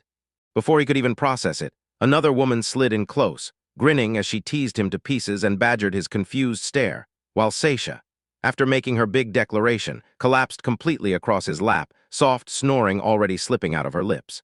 She kept teasing him, even admitting she loved stirring up trouble herself. Then Kaneshita, totally flustered, snapped back and asked if she'd ever show up when it was him who was getting into trouble. All she did was smile and play dumb, asking what the difference even was. Kaneshita's focus got yanked away the second Karen Maxwell, no warning at all, tipped her head back and started chugging a can of alcohol. And all Kaneshita could do was stammer in pure disbelief. With a brutal thud, she slammed an empty can onto the table, staring him down like it was war. Then demanded another round. Kaneshita's brow broke into cold sweat as a terrifying thought hit him. She was an alcoholic, and maybe, just maybe, she hadn't had enough. Her demand got answered by a fierce, tear-soaked wail of no.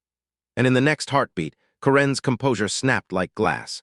She begged, pleading for more to drink, her words slipping into something small and childlike, while Kaneshita staggered under her crying and the heavy, dead weight of Sisha on his lap. With sinking horror, he realized Karen had fully turned back into a pouting kid, while the other woman just kept laughing at the whole mess. She fights for air in Karen Maxwell's shockingly strong grip, clinging to him and snarling for another can of alcohol. She won't let up. He begs her to stop, but she keeps pushing.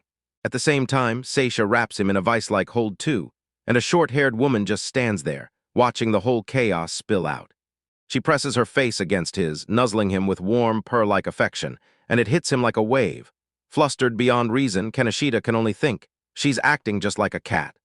Heron murmurs, "Calm down," and her affection doesn't budge for a second, while a short-haired woman nearby clamps her hand over her mouth, trying not to burst out laughing at the adorable little scene they're creating. That calm gets smashed the moment Keisha explodes in a scream. She's begging for more to drink, swearing she'll die for her master if she doesn't get it, and threatening to break down in tears right after. And at the same time, Karen starts howling too, crying out for someone named Dying. Their combined weight and wild chaos slam everyone to the floor in a tangled heap, and the three women end up on top of them, pinned, helpless.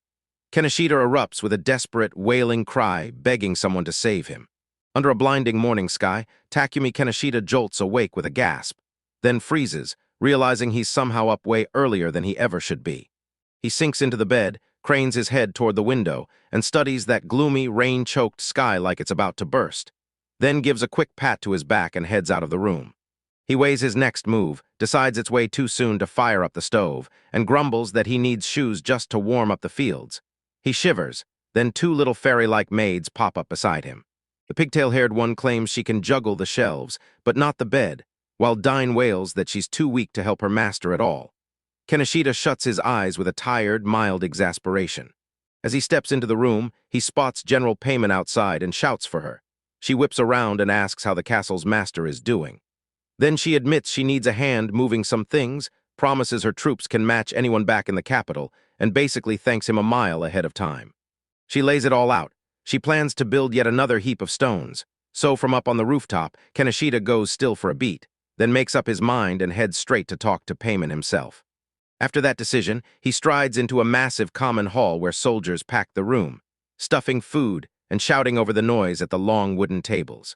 He yanks the door wide with flair, swings his hand like a showman, and blasts a loud, cheerful greeting to everyone inside.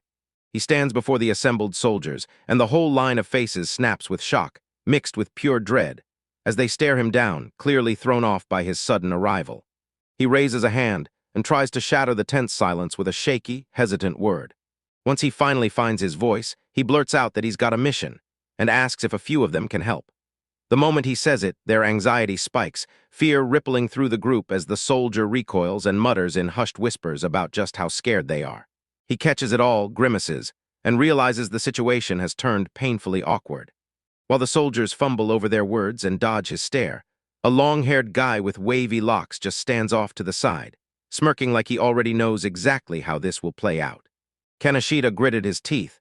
He knew this would be rough, but he never expected the resistance to hit this hard just as despair starts to swallow him. Two figures push through the crowd, one a long-haired man with a dark-haired companion at his side, offering their help.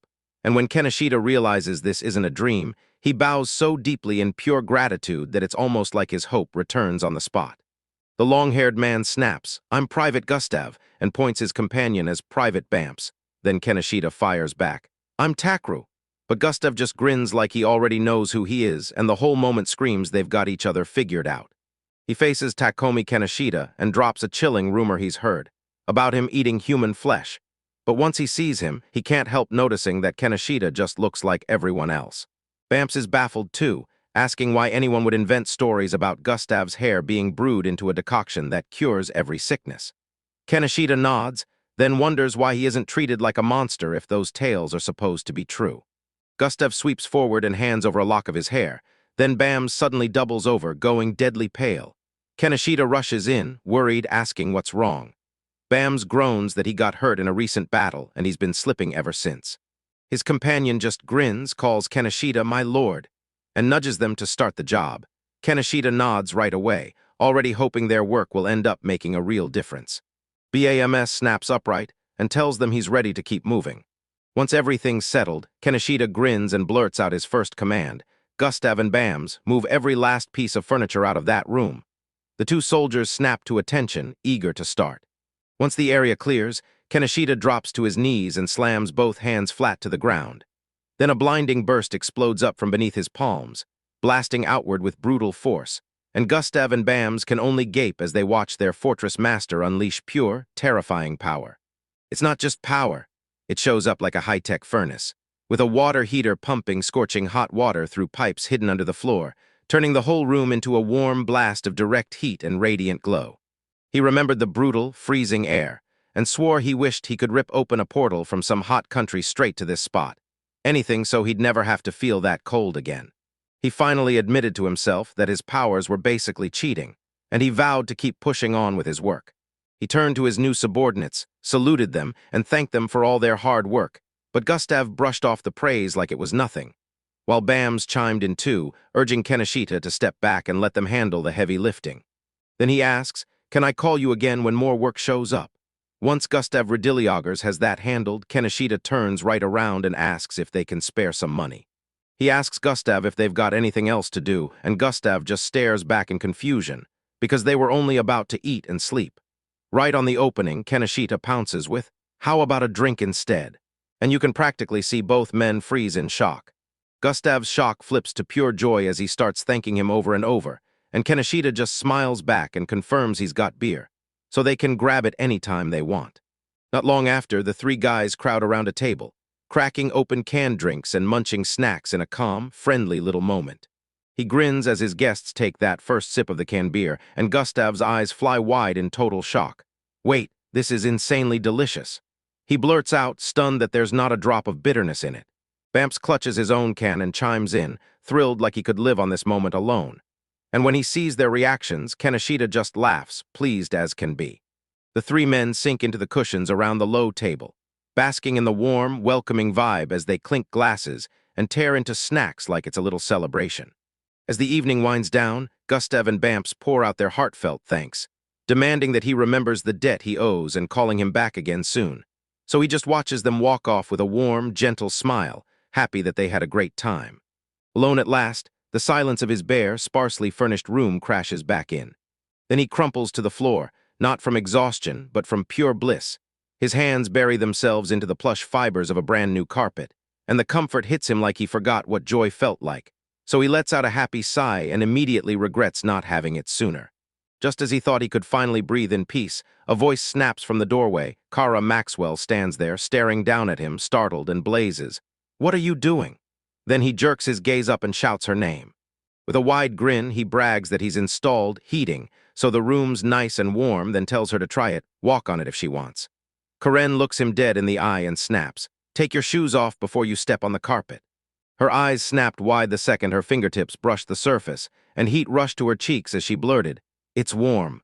While she was out dealing with it, he sprawled on the carpet with a smug grin, asking what she thought, and bragging that this kind of tech was used all over his world.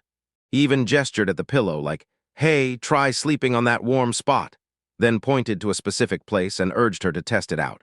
She froze for a beat, wondering if that was his real plan. Then she swallowed her doubts and lowered herself onto the pillow, slowly, careful as she could be. The instant her head smacked the pillow, a startled gasp burst out of her. Then the cozy warmth hit, and she couldn't help smiling. From where he sat, he watched her like it was the best show in town, grinning as he asked if it felt good. because he made it clear this wasn't just some place to sit. She froze for a beat, just breathing out in pure awe as the brand new feeling hit her. After a beat, she steadied her breathing and had to admit it. This was actually comfortable, shockingly so. And when she looked at him again, wonder lit up her face as she gawked at the crazy variety of tech and strange little items that had to exist in his world. She dropped into a deep, fast sleep, totally relaxed on that warm surface, while Takumi Kaneshita just stared, sweat trickling down his face as his mind raced at what he was seeing. He decided to leave her a little treat for when she woke up, sliding it into the small fridge, then weighed her options, champagne if they had it, and swore to himself to steer clear of beer. And when he finally cracked the door open, he told himself, "I'm not drunk, it's just that champagne from early on." Kaneshita spun around with the can clutched in his hand and froze when he found her awake, staring right at him. She spoke in a calm, gentle voice, saying she remembered everything, that it wouldn't change a thing, and that he shouldn't rush. Still flustered, Kaneshita blurted out that the problem had only just started. She shot upright, hugging a blanket tight to her chest, then stared at him and snapped, "Me?" Like it was unbelievable. "Are you serious?" Kaneshita's face went rigid the moment he realized. She truly had zero memory of what they'd just been talking about. Before he could even blink, she threw herself at him and slammed him into a crushing hug, declaring the heated floor was pure devilry and practically gushing about how much she liked his knees. Kaneshita froze, panicking out loud as he begged her not to undress, and she only murmured, "It's just so hot." Her cheeks burned red as she edged closer, griping again about how scorching it was. Then, to Taku's horror, she started tugging down her sweater, exposing the black lace underneath, mumbling that she was soaked, and asking him to help her get her clothes off. Takumi Kaneshita jolts awake, groaning through the memory of last night, and mutters that it was an absolutely brutal evening. His mind snaps back to a heat-filled memory, Karen Maxwell pulling him close and locking in an intimate embrace. Then his face erupts in a furious blush as he remembers every scandalous thing they got up to. He clings to that memory and lets the morning hit, then sighs. Sure, a hot bath sounds amazing, but it's just too pricey and takes too long. Right on cue, his stomach growls like a warning bell. He still hasn't eaten breakfast. And the moment that toilet gets fixed, everything clicks. Now he can finally sit down, eat, and feel hungry like a normal person again. With a full belly, an idea sparks. Maybe he should get someone to whip up his breakfast. He stands frozen when clack, clack, some clattering noise erupts nearby, yanking his focus. He jerks to a halt, staring around like, what the hell was that? He shot toward the nearby door, shouting to find out if Dine was busy. He shoves the door wide and leans in like he's hunting secrets. This is Dine the Lidor's room. "Dine, are you here?" He calls out, scanning the empty air for any sign of him. She slips into Lilidora's room right as he's finishing his morning routine, then freezes, startled, calling out his title. She scrambles her composure, blurts out a cheerful good morning, and asks how he slept. He meets her greeting and explains he'd rung the bell for breakfast, but when she never showed up, he came to look for her. He apologizes for barging in, yet she insists it's her fault for not hearing the bell. An apology hits him like a lightning bolt. Suddenly he realizes what he messed up, blurts out that it's all on him, and leaves Dine totally lost. Then it clicks. His rune's door was sealed shut to slam a brutal draft out of the way, making it completely soundproof. Caught in the mess, the flustered Dine blurts out, "So what do we do now?" Then inspiration strikes Kaneshita like lightning. He straightens up and declares that he's got a plan. Design just stares, and a huge question mark blooms in her mind. His eyes flick to the hallway outside, and there, Gustav and Bams. He calls them over on the spot and tells them he needs their help again right now. Two soldiers don't even hesitate. Gustav flashes a huge grin and says it's totally no problem, while Bams cracks his knuckles and readies himself for whatever's coming. With their help locked in, Kaneshita, finally dressed for the day, stands ready, eyes up, jaw set, and determined to crush this soundproofing problem once and for all. He unveils his plan, an internal communication system, and swears this is the breakthrough that'll let him finally talk to them straight. Then Sisha Mayuga rolls in with a whole list of demands and snaps. "What are you doing?" Gustav and Bams are right behind him, but Kaneshita grins and blurts that they've got urgent construction, building a device for internal communication. Sisha hears the phrase, freezes, and repeats it again like he's totally lost. He breaks it down, saying it's an instrument that lets people chat across long distances, and Seisha's eyes instantly spark as she blurts out if that means she can talk to anyone. Kaneshita stumbles, then quickly clears it up. Not exactly like that. His brain spins through every technical detail, and he can't stop picturing a radio tower and a radio room working like clockwork. Then he hits the snag. With no telephone switchboard, getting a clean connection won't be so simple, so he starts wondering if walkie-talkies could save the day. Sisha's voice slices through his racing thoughts, and she asks if he's okay. So he snaps back that he's fine and says, for now, they've got to stick to the internal comm system. Meanwhile, Gustav and Bam start doubting everything, blurting out that he's scared it won't work, while everyone else gushes about what an incredible boss they've got. One single finger slams a button down. He clutches the laptop, whips around to a wide-eyed Keisha, and proudly hammers out his motto. Start small, work steadily, and do it methodically. He thought the new communication system should work on paper, but he knew better than to trust theory, so he turned to Sisha and asked her to give him a moment to test it. He guided her into a separate room and told her he needed to verify the internal line was actually connected. Then he ordered her to grab the receiver on the desk the moment she heard anything, because he really wanted this test to work. He showed her exactly how to grip the device, told her to breathe easy, and said to just press it to her ear. But the second Sisha tried, panic hit like a wave, her confidence slipping as she fretted she'd mess it up.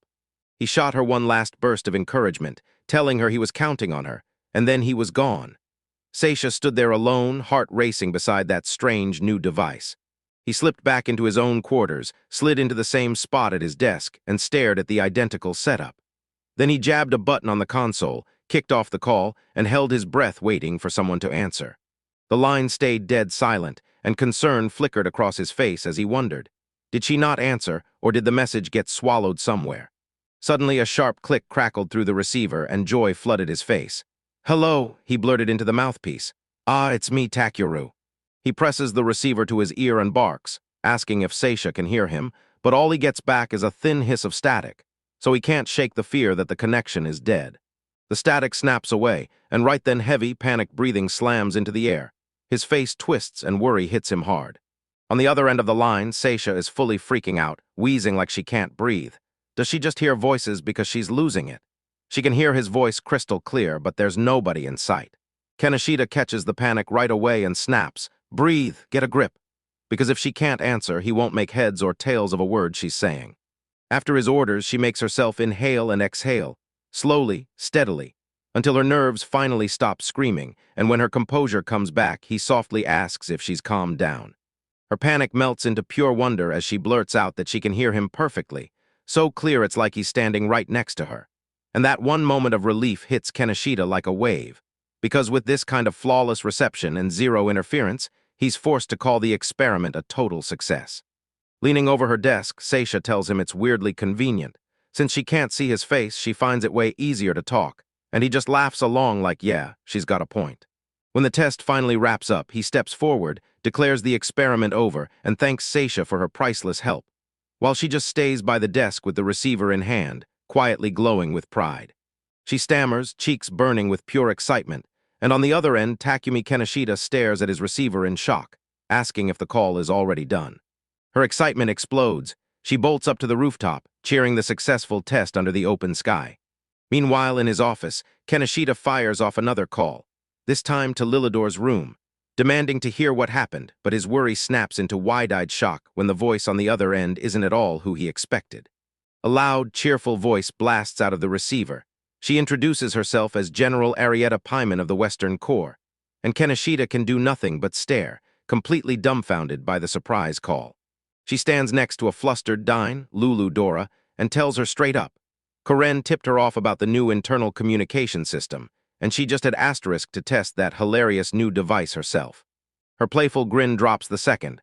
Focus hits like a switch. She straightens up and tells him right then that this is serious and she needs to talk. Kaneshita's face tightens at her sudden gravity, and he wastes no time. He fires off one hard question about the system's limits. How many internal lines can be installed?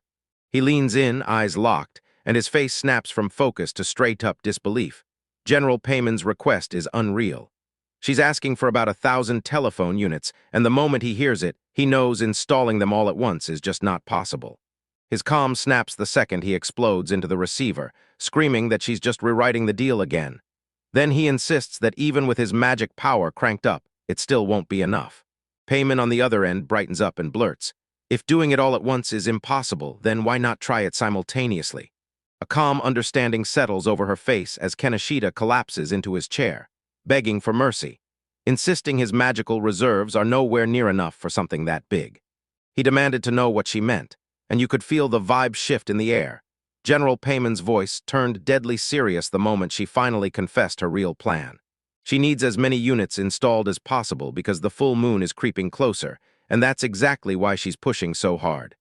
Dinaluludor beside her still had a snack in hand, staring at the screen like, "All right, how much longer is this call gonna last?" Then it hits, her rush makes terrifying sense. She tells me that every single month when the full moon hangs high, a massive monster horde crashes in from the north. Goblins, orcs, and winged beasts all tearing through in total chaos. The word slams into his head, and he blurts it into the phone, his voice shaking with pure shock like he can't believe what he just heard. Monsters. General Arida Payman locks eyes with Takumi Kaneshita, face deadly serious, and demands an internal communication line. Now. Then she drops the bomb. The full moon is almost here. Kaneshita's brows shoot up, because he instantly realizes this isn't a casual warning. She's panicking because this same thing hits every single month on a full moon night. Demons surge in from the north, and her eyes lock on the threat, because she can still feel the horrifying onslaught of goblins, beastmen, and winged monstrosities all over again. With that threat hanging in the air, she pushes her demand for the line one more time. And on the other end, Kaneshita suddenly clicks into place, confirms he got it, and realizes that this kind of system could unleash a fast response to any attack. She pushes the question hard, demanding he start right now, because she knows those reconnaissance units will soon flood them with massive intel, and they'll have to sort it out fast. Feel the panic rising, and hit them with the one question that matters most: when's the next full moon? Kaneshita's reply lands like a slap in the face. 11 days. The deadline hits, and you can see it harden his expression as the truth sinks in. They're running out of time fast. He took in the grim news, eyes sharpened, fingers pressed to his chin, and he finally understood.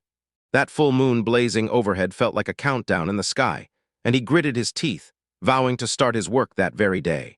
He wasted zero time diving straight into the fortress schematics, tracing every corridor like a hunter, then started plotting exactly where the new connections had to be carved in. Right when the tension was at its peak, two soldiers burst in, Private First Class Gustav and Private First Class BAMPs, announcing themselves loud and clear as ordered. He lifted his eyes from his work, thanked them for the help, then immediately challenged their rank, sure they were second class, and as Gustav puffed up with pride, he announced they'd just been made vassals. Bams grinned and confirmed it felt like a real promotion. Nashida handed out his congratulations, and Bams burst with pure joy. He couldn't believe he'd actually gotten a promotion and swore it was all because of him.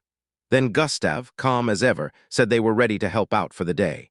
With his new assistants in place, he snapped into action and handed them the job at once, scribbling notes with a pen, laying down the first objective: link the internal communication lines to the central switch.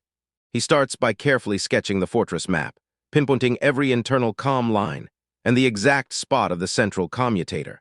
The sheer size of the job crushes him, and he clenches his teeth in pure frustration, muttering that the complexity is way too brutal to wrap his head around. Handing the sprawling diagram to his fresh assistants, he watches them freeze as they stare at dozens of marked installation points, their heads spinning at just how massive this whole project is.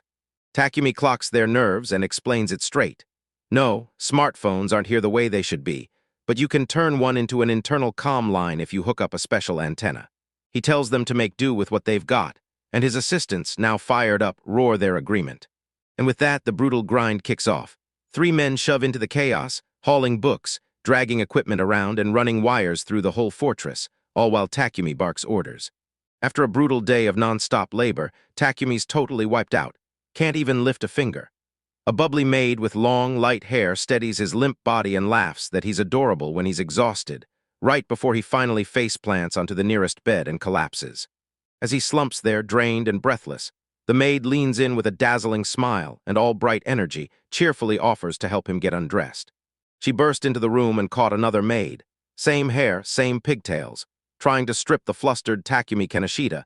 Then she hurried in, called his name, and shoved a cup she'd been carrying right into his hands.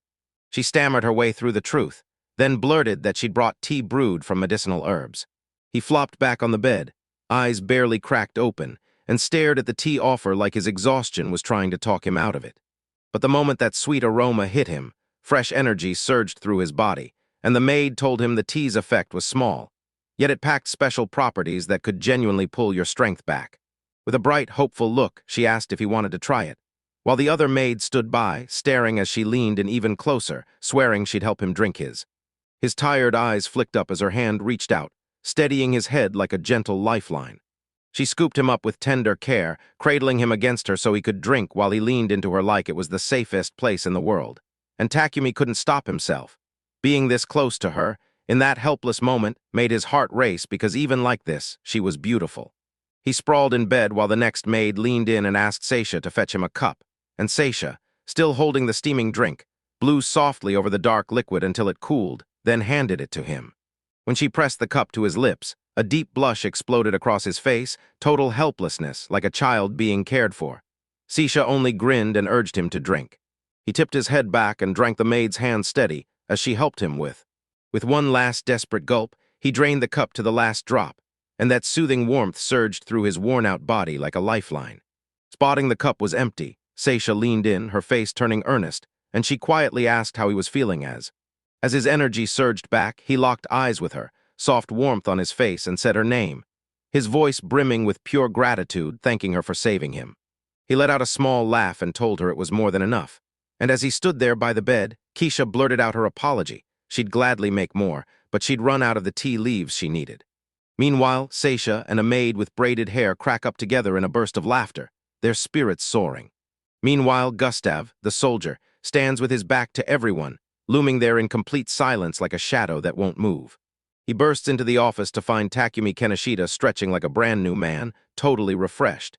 And when Takumi spots Karen Maxwell at her desk, he greets her with a bright smile. She tells him good morning and asks if he's feeling better. He throws an arm up, grinning wide, and shouts that he feels amazing, better than ever. Karen lifts her gaze from the papers and nods. She confirms it all. His recovery really is thanks to the herbs and that tea, and she tells him she should start by checking the collection reports.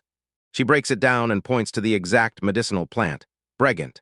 Karen admits she was the one who told Sisha to go fetch it, and she's genuinely thankful. Then she promises, if we spot any other helpful herbs, we'll let him know. Hearing that, Takumi fires off a serious request. He orders her to protect Sisha. That hits Karen like a flashback, dragging her back to a past nightmare where a tiny, terrified girl screamed in the dark while menacing shadows closed in. The guard question comes up and Gustav, who's been quietly waiting, gets brought forward as the trusted choice. Karen nods and Gustav immediately steps up to take the duty. That danger hits like a flashback. Then bam! A wooden door or barricade explodes into splinters as Takumi rockets out, slinging an unconscious, short-haired woman over his shoulder, and there's Gustav too, staring with his face frozen in pure shock at the blast.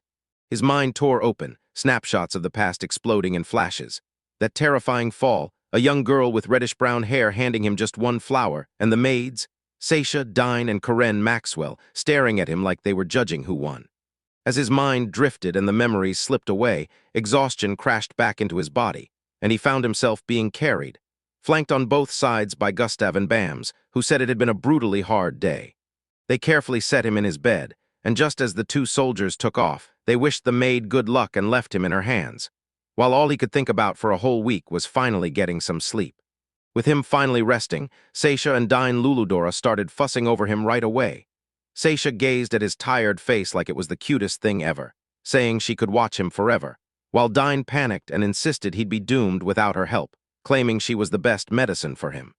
Karen Maxwell tried to lay down rules about his daily regimen, but their loud, over-the-top praise got instantly shut down.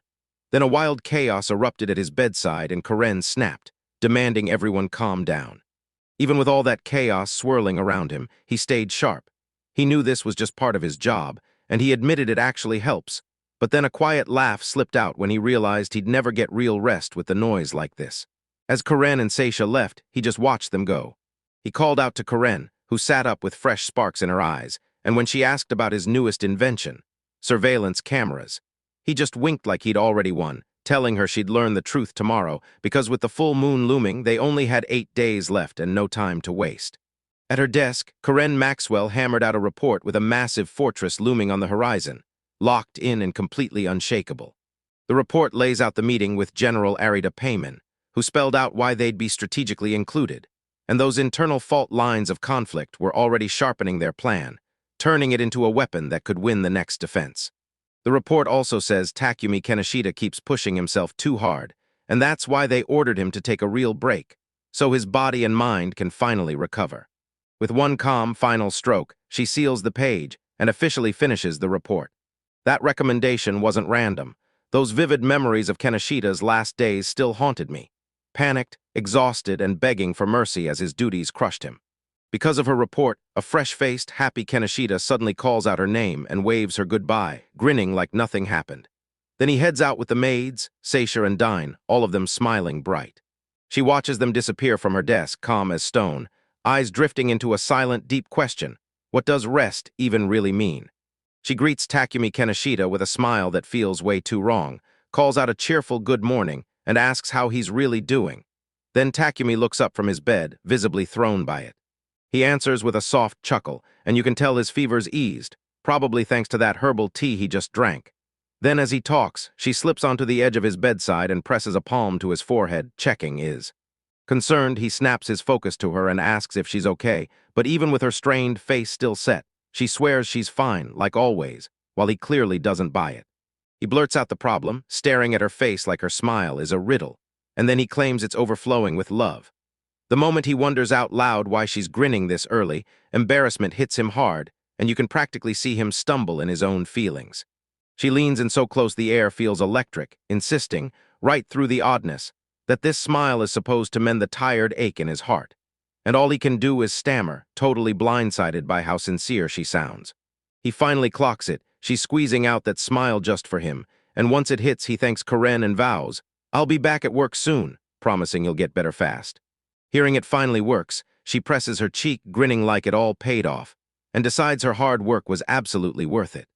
In the middle of a roaring command room, General Arita Payman stands surrounded by her subordinates, and right among them is Takumi Kaneshita, freshly back on the job. She strides up to him with her soldiers, Gustav and Bamps at her side, her eyes burning with real concern as she tells Takumi, straight up, that he must be exhausted. The general says she's heard he's been grinding non-stop, not a single break, but Takumi just shakes his head and tells her, straight up, he's totally fine. His whole vibe flips in an instant, his eyes blaze with fresh determination, and he practically declares with pure momentum that this is his growth arc, that tomorrow's going to smash today. Leaning in like a man possessed, he blurts his next project to a room full of confused faces. He's got monitors to install. He calmly breaks it down. A monitor is the gadget that lets them see what's happening outside, while they stay safely locked behind their walls. The moment the proposal lands, everyone goes dead silent, until General Payman erupts with an unbelieving shout. Payman just stares, stunned, and Takumi. He slips out a quiet chuckle while his baffled comrades stand around him, equally shocked. Her shock snaps into a blazing, determined grin, and she immediately declares that this device is going to hand them an overwhelming advantage. With complete confidence in every word, she nods her blessing for any and all changes. And right then Takumi, with Gustav and Bams at his sides, flashes a huge grin, celebrating the approval of. After a bit, Karen Maxwell shows up with everything he asked for. He snaps his gaze up, his face lighting up with pure joy, and he gratefully takes the hard hats right from her hands. Now he's got a hard hat and a work jacket on, and he doesn't waste a second. He shouts for his team to move as they rush down that long corridor. They smash through the fortress complex and finally reach their destination. Inside a freshly upgraded control room, he strides up to a wall of monitors, thanks everyone for showing up, then declares, "I'm ready. Watch these surveillance cameras in action." She swings around with a cocky grin, ready to kick off the demonstration, while General Payman just watches from the sidelines with his arms crossed. She even says, "Yeah, I've heard these things are great for battle, but I can't buy it. They don't look tough enough to last." The second the demonstration kicks off, the whole wall of monitors suddenly jolts into life. An older, mustached officer chokes on a gasp and blurts that the screens are finally lit up, and the image on them is moving. General Payman's eyes bulge with pure disbelief when this surprise lands. Then Takumi Kaneshita, standing tall among the screens, confirms the question she never even had to ask. And yeah, the feed is live, broadcasting the landscape in real time. He points at the control panel and says they've bolted 12 cameras onto the fortress walls. And these screens right here are streaming the live feed from every single one. With a confident smirk, he flicks his eyes to a specific screen and snaps, "Look closer right there." On the screen, a crisp view of a far-off, rocky clearing pops into focus. Two lone figures stand there, gripping huge flags that snap and whip in the wind, and the watchers murmur like, "Wait, are those really flags?" He calmly tells them, "Look at the first monitor now." General Payman and the officer huddle closer, eyes locked on the screen while a hand jabs toward a tiny detail, one they somehow missed the first time. Her eyes blast wide with disbelief, her mouth hangs open, and on the monitor, impossibly crisp, there it is, a live feed of her very own fortress walls.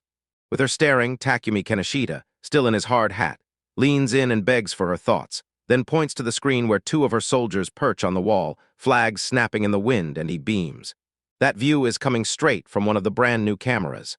He barely finishes his sentence when General Payman rockets forward and seizes his hands with shocking intensity, her earlier shock flipping into pure, heady excitement as she blurts that this isn't just helpful, it's something more. Her grip locks in as she leans close, a bead of sweat shining on her brow, firing the question, does he understand how deadly useful this'll be in a defensive battle?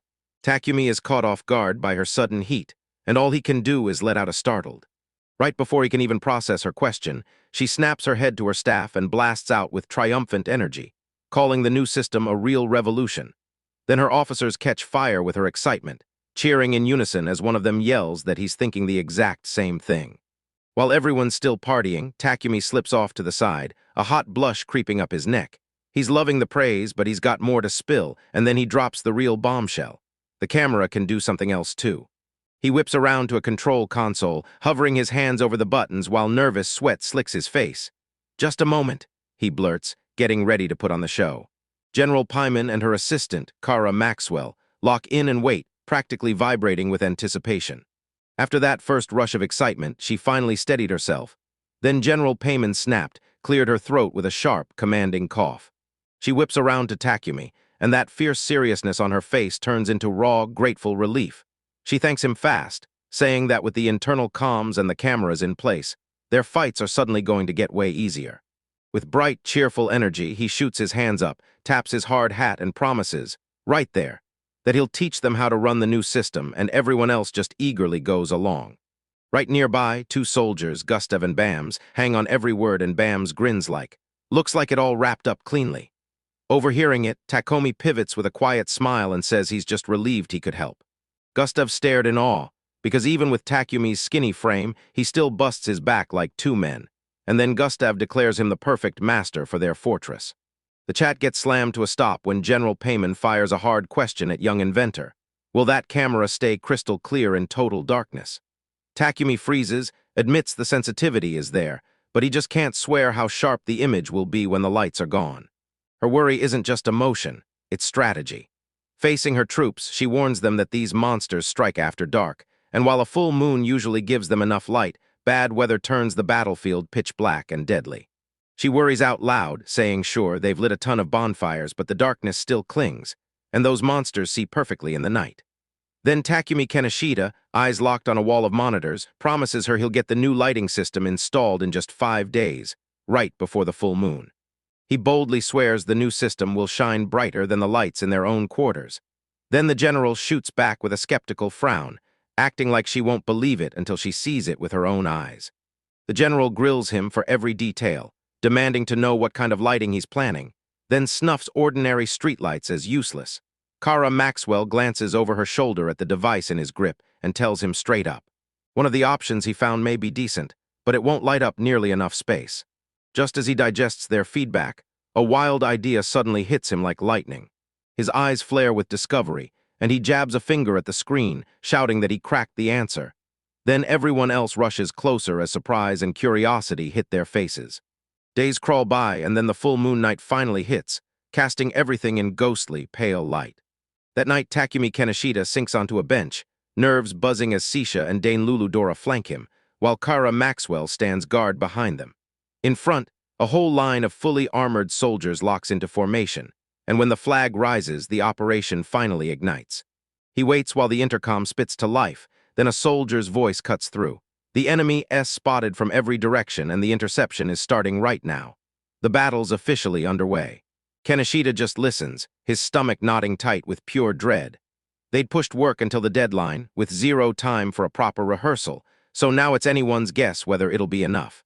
Under the full moon, right when his fear finally snaps into reality, a monstrous horde erupts and charges like one living nightmare toward the fortress walls. His eyes blow wide as one crushing thought hits. They're here. Beneath a star-dusted night sky, a massive fortress looms in eerie silence, sharp, clean lines screaming order and raw strength as it watches everything. Inside, the whole place is gearing up for the coming clash. Soldiers dart into position, one yanking a heavy shield onto his arm, while down a nearby corridor, Karen Maxwell hammers out orders to a small waiting group. Edvard Koch sits on a bench, jittery, as a maidstein Liludora rests beside him and Keisha stands close. The briefing keeps rolling as General Arida Payman strides forward and squares up with Edvard, smiling like she's already won. Then she points him toward a secure spot and begs him to evacuate and get inside. But he doesn't move, staying seated as he looks up at the commander. Resolve hardens his expression. He refuses point-blank, insists that even for appearances he's still a lord, and asks permission to stay and watch. The general's smile stretches with amused approval, and she nods back, recognizing him as a worthy lord. That approval lights a fire in everyone around him. Then Lulu Dora, dying and deadly serious, leans in close and whispers that for all his bravery his legs are shaking. And with a playful, almost predatory grin, she offers to hold his hand for him. Karen Maxwell butts in right then, snapping that everyone should run for shelter, and she promises to get word to them if trouble hits. But her advice slides right off the maids. Dine lights up and blurts that she'll stay too, just to watch her trembling master. Keisha insists she'll be the one to protect him, and poor Edvard, stuck between all of them, just looks completely crushed and overwhelmed. That chaos gets yanked to a sudden stop. Karen snaps, "Stop the useless chatter." Her face turns grim and urgent as she says, "We're already here." The moment hits like a punch. Everyone goes silent, eyes widening, shock washing over them as the truth finally lands. Edvard Koch shot up one finger, pointing straight at the horizon, and Dine and Sisha, maids or not, whipped their eyes out there, staring with equal parts worry and wild curiosity. Across those rolling, shadowy hills, something started to brew, this dark, churned-up disturbance swelling against the land. The chaos burst into a roaring wave of bodies and rage. An enormous horde of monsters, every shape and size imaginable, charging ahead with one brutal mission, and Edvard's eyes flew wide with pure disbelief at how huge that army was. He flinched as one of those grotesque creatures surged toward the observation point, a goblin-like beast with a lulling tongue, its eyes blazing wide with manacle-mad menace. Reality hit him like a wrecking ball. He stammered, his voice barely scraping out as he realized the whole advancing force was made of those terrifying creatures, and terror coiled tight in his stomach. Rage and terror flared, then a nearby soldier burst in and roared a report into his comms. About 30,000. And Edvard's blood turned cold as he stared at the brutal confirmation. A dying gasp tore from her, her whole body locking up as the report hit, while Edvard immediately raced through the meaning, realizing that if something that huge struck, even a fortress as solid as this one would never hold up to the assault as the... While the fortress braced for the incoming slaughter, General Arietta Payman's voice sliced straight through the fear, her eyes blazing as she screamed, "Archers, prepare to fire." Down below, her soldiers snapped their bows up in perfect unison, knocking arrows like clockwork. Every archer wore a blindfold, and somehow, someway, their senses locked onto the threat they couldn't see, arrows aimed into the dark at the enemy waiting just out of sight. From the fortress battlements, General Payman bellows orders down like thunder, screaming at her soldiers to crowd the swarming, bird-like monsters and fire straight at the ones still in the air. For a split second, the battle's chaos crashes over her, her face contorting with raw distress, and right beside her, Edvard Koch stays stone-still, eyes locked forward deep in thought. She shatters the quiet, blurting his title, and the moment her general startles, she whips around to face him. He orders her to raise the signal when her troops are set to fire a volley. Then he promises he'll flip the lights on, and as soon as she gets what he's planning, she nods and agrees without hesitation. A colossal beam of pure light blasts out of the fortress, carving through the darkness straight at the monster horde. With Edvard and the general locked on their spot along the wall, they watched the beam slam straight into its target, while Karen Maxwell and Sisha nearby stared as everything suddenly erupted into chaos. That flash of panic is already gone, now steel takes over. General Payman's eyes narrow with ruthless resolve as she keeps staring at the battle raging on. Her shout slices through the chaos, demanding the device snap on right now. She fires the command, and Edvard Koch slams his hand on the activator, his nod of approval sealed as the mechanism comes alive. In the blink of an eye, the fortress detonates a blinding burst of pure white light, slamming across the battlefield and washing everything in an overwhelming glare. A sudden flash slams across the field and stuns everyone. Monsters and soldiers alike jerk back, briefly blinded.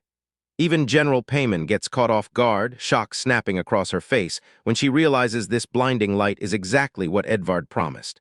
Edvard shouts from his spot, and when his words hit, it's like the whole scene snaps into focus.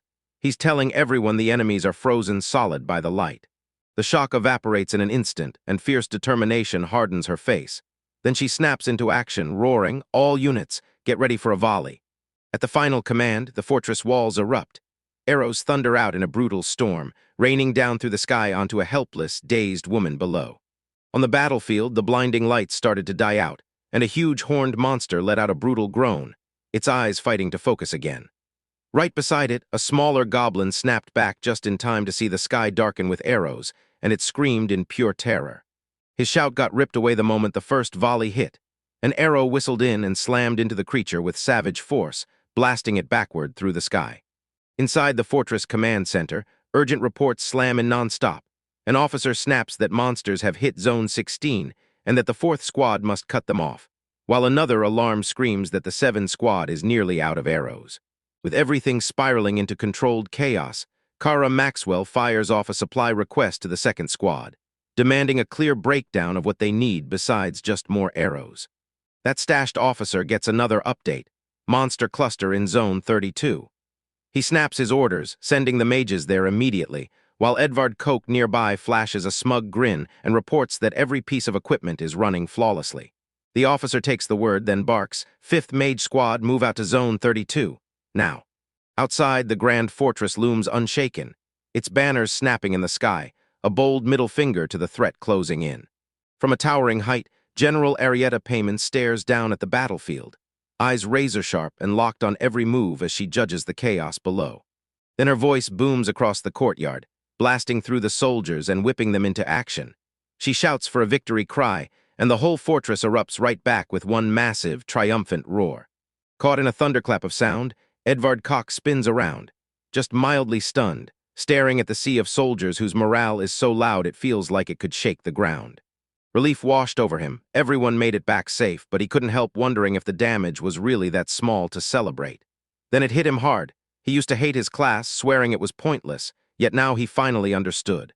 He stood up and protected everyone inside the fortress. He didn't just belong, he made a real difference. Clenching his fist, exhilaration surged through him, and the cheers of his comrades' celebration blasted through the air, matching the victory pounding in his own chest. As the celebration rolls on, General Payman strides up wearing a warm smile, and she thanks him, shocked to the core that they pulled off victory without a single casualty. She grips his hand tight, bursts into laughter, and calls it a truly one-of-a-kind case, then thanks him again for all his help. He lights up, grinning back that he was just thrilled he could be useful. Back in the command center, the post-battle grind kicks off. One operator waves another off and tells them to hand the cleanup over to them, then crash and rest, because that was their first real fight. She laughs and points out that it was his first battle, too, and Edvard flushes, admitting he'd been stretched to his absolute limit, shaking with fear and locked on with raw attention. Her face warms into real admiration, and when she meets his eyes, she credits his work as truly excellent, then addresses him straight up as Lord Takaru. That sudden address slams the brakes in his brain. Silence. His eyes pop wide as the truth lands hard. She just said his name. He just froze in stunned silence, and General Payman's smile said she knew exactly why. Then she teased, asking if he really couldn't let her speak to him so casually, reminding him they were comrades who'd already survived the crucible of battle side by side. The shock crumbled into flustered joy as he stammered that of course she could. Then the general's face lit up and declared it settled. Karen Maxwell, Keisha, and everyone watching cheered, and General Payman even loosened his tone, urging the rest to come speak to her about her areas. With this new, more personal alliance sealed, Edvard shot out his hand and gripped hers hard, eyes blazing with resolve. Then he looked her in the face, called her General Arida, and promised he couldn't wait to keep working together. In a settlement still bruised from the last fight, people rushed to the wounded, laying them on rough cots, while above, a fresh flag snaps in the wind from a newly built fort, white wall rising hard against the jagged mountains. And right there, a hand settles on its smooth, dark gate, like a promise that the job is finally done. Edvard flashes a cheerful thumbs up to everyone below, smiling so bright and confident it's almost blinding. Then he declares the inspection is over. Everything looks just right. Soldier Gustav tilts his head, staring up in pure awe at the colossal gate. Then he blurt out in shock at how insanely fast they installed it, swearing to his comrades that their master is the real deal. Edvard gets approached with a loud clap on the shoulder. Then the other guy declares the install a total win. Edvard, still stuck in his hard hat, looks flustered and shuffles in that awkward, unsure way. The whole moment gets torn apart by brutal fighting. Outside the walls, soldiers slam into monstrous beasts, the ground shaking under every impact, and up above, Edvard can only watch the chaos unfold, his face tight with worry. He whips around to Gustav, demanding to know what's going on, and the soldier blinks, scans the battlefield, and snaps. These monsters are everywhere this time. Gustav grimly lays it out. He's talking about the grim job they have to do. They're burning and wiping out the monster carcasses, because if those things are left to rot, they'll spread disease. Edvard cuts straight to one simple question, where the soldiers are working, and then asks, "Why not just burn the carcasses?" Gustav whips around, completely stunned, like the thought alone never even crossed his mind. Right as he's mid-thing, Karen Maxwell storms in and calls him sir, then tells him a merchant has shown up and wants an audience. So when Edvard clocks the look on her face, he snaps, "Is everything okay?" She can answer, so Gustav steps in fast and tells them this is the authorized person who delivers the supplies and provisions to the castle. But the explanation just scrambles Edvard's brain even more, and he keeps muttering merchant and supplier under his breath. Inside this huge hall, the whole group leans in to talk it over. Edvard blurts out that he can't imagine what the merchant could want, while Gustav bets the guys here to trade for salted meat. Aaron expands his theory and says cheap meat is a special commodity, something that can be traded in massive amounts just once a month.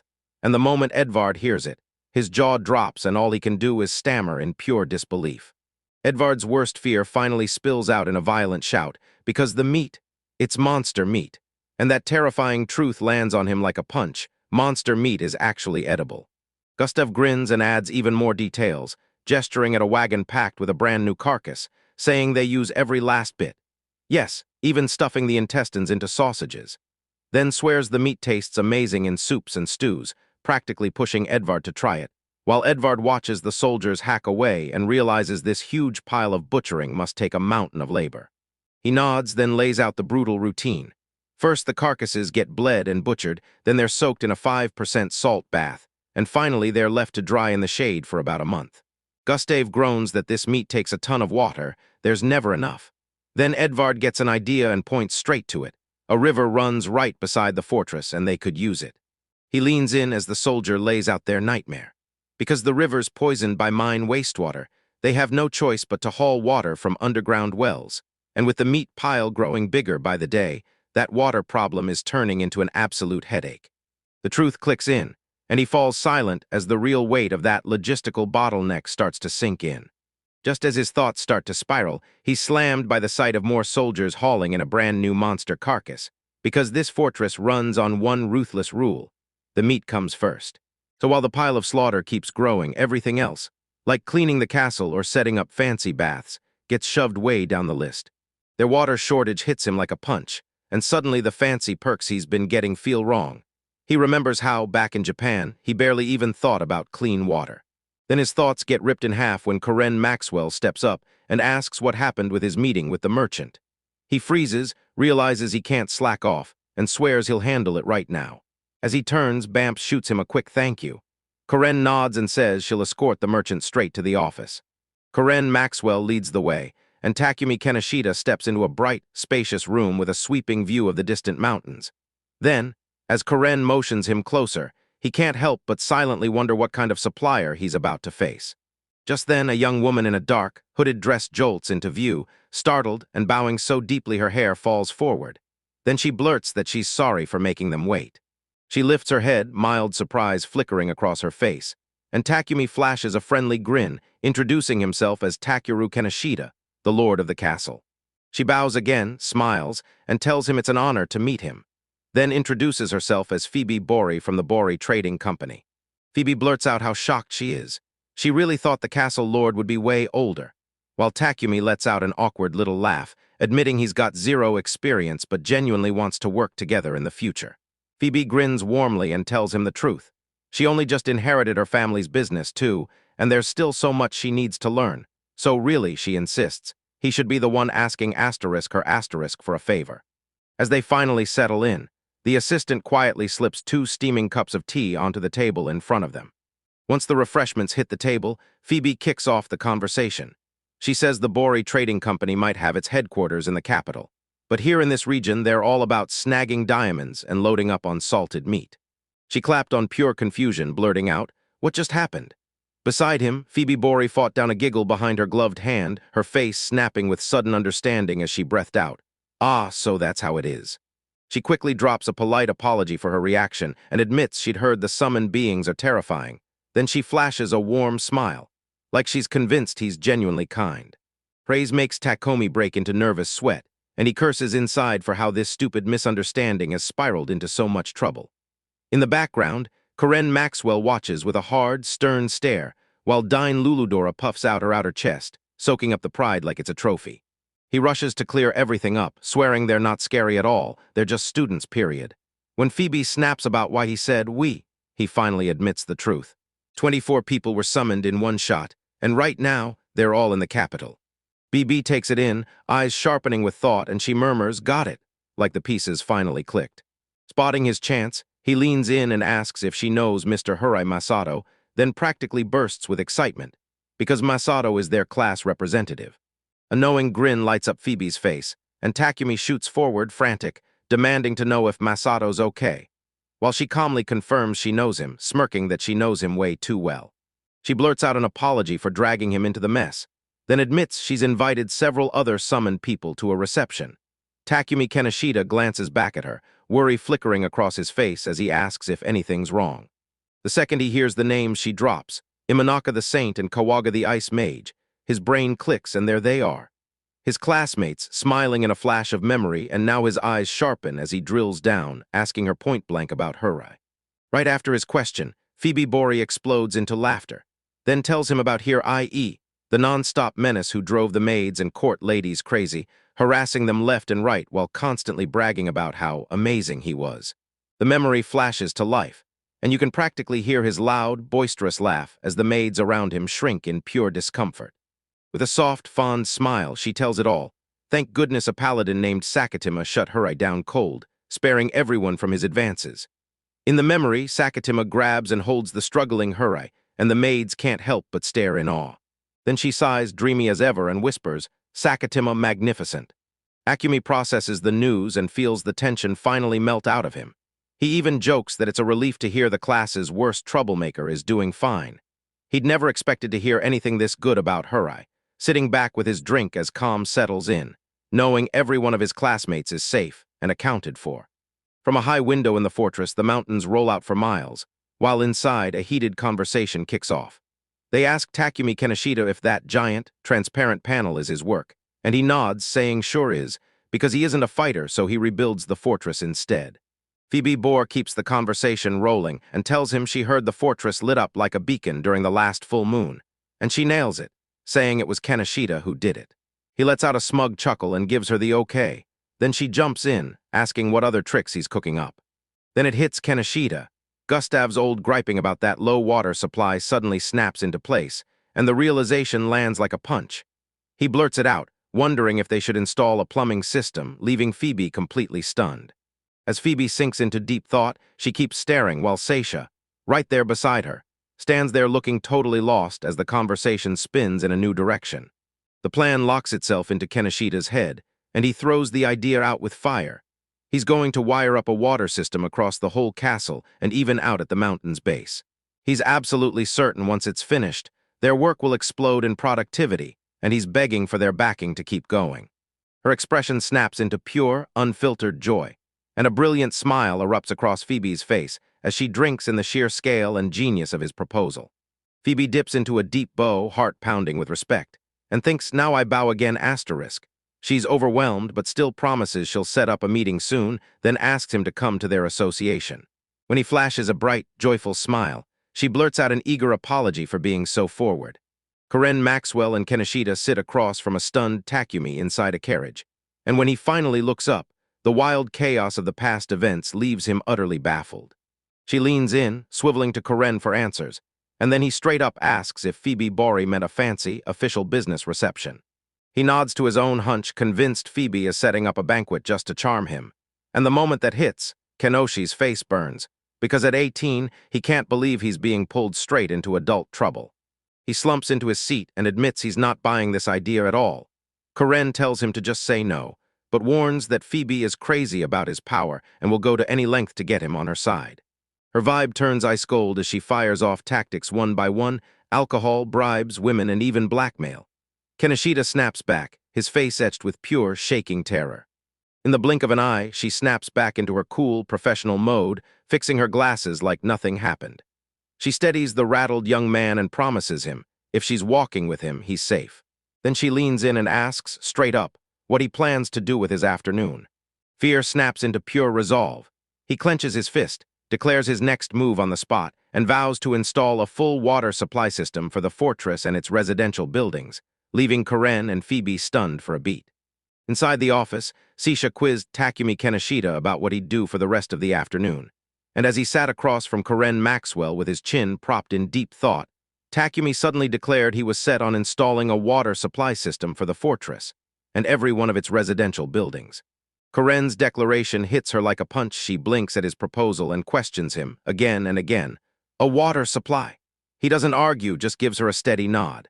Staring into his own reflection in a teacup, he explains that all the clean water, the kind Gustav and the others rely on, is being yanked away right now for the meat processing. Karen leans in, eyes locked on him, and nods like she just got the missing piece, because she knows this industry is the very backbone holding their whole land up. He can't stop thinking about what this water shortage will wreck next. How every household will get stuck rationing tiny amounts just to get through the day, turning laundry and cleaning into brutal chores, and how one missing bit of hygiene could let sickness spread like wildfire. He keeps talking to Karen, eyes locked and face serious, and finally admits it feels awkward and shameful to say out loud, because this whole mess has made him realize how insanely lucky he was to grow up back on his homeworld, living under those conditions. He lays out his argument and meets her eyes, insisting that if everyone inside the fortress can draw water freely, life there will get way more comfortable, while Karen stands with her hands clasped in front of her, weighing every word. He slumped into his seat and nursed his drink, letting his proposal hang like a bomb in the air, while across from him Karen Maxwell's eyes widen just a little, surprise flashing as she weighs every word. He nods like, yeah, the fortress water is no big deal, but warns that piping it to the whole city turns it into a colossal job. Then the moment she lays out the scale, he realizes his magic reserves have grown a ton, and he shoots back, confident, leave it to me. A confident smile blooms on her lips as she tells him he has to succeed, straight up, and that bold faith hits him so hard he only blurts out a messy, stammering agreement. Out beyond the fortress walls, day after day grinds on. Workers wrestle with a massive, tusked beast of burden while others drag heavy barrels around, and every single hall screams that their progress still depends on sheer manual labor. Later at the construction site, Takumi, work jacket on, hard hat strapped tight, halts his job, wipes the sweat off his brow, and drags in a deep, steady breath. He stands there with Gustav and Bams, staring at the fresh pipes and faucets they just installed, and one of the soldiers grins, saying it'll be more than enough to get things going. Gustav blurts out, begging to be the first to try it, and Takumi sharply explains that the ones who'll use it most should test it first. Then he whips around to the workers with a proud grin and declares, "All right, the water's ready. Your turn to check." At the newly constructed site, a crew of local workers checks the pipework. One thick-mustached man stares on, clearly baffled, while another worker shrugs and explains it's nothing but a pile of weird iron pieces. Edvard Cox steps up in his work jacket and hard hat, points at a pipe and tells a younger worker, "Water's coming through here." Then he gestures to the handle and says, "Turn it." Just like that, the flow starts. With pure confidence, he twists the valve. Boom. Clear water erupts from the spout in a roaring burst, splashing hard onto the ground beneath. The sudden turn of events hit the mustached worker and his younger colleague like a truck. Both went wide-eyed, frozen in pure disbelief. They stare in disbelief as Edvard fires off his plan with pure excitement. Yeah, a normal water pipeline would have been a nightmare, so he's sending water through a transfer portal, filtering it clean, and making sure they can pull up fresh, usable water whenever they need it. In the modern water purification system, reservoir water gets hammered by screens to knock out debris, hit with chlorine to kill germs, then squeezed through filters until it finally turns into safe drinking water. It all starts at the intake well, where they measure the incoming water volume.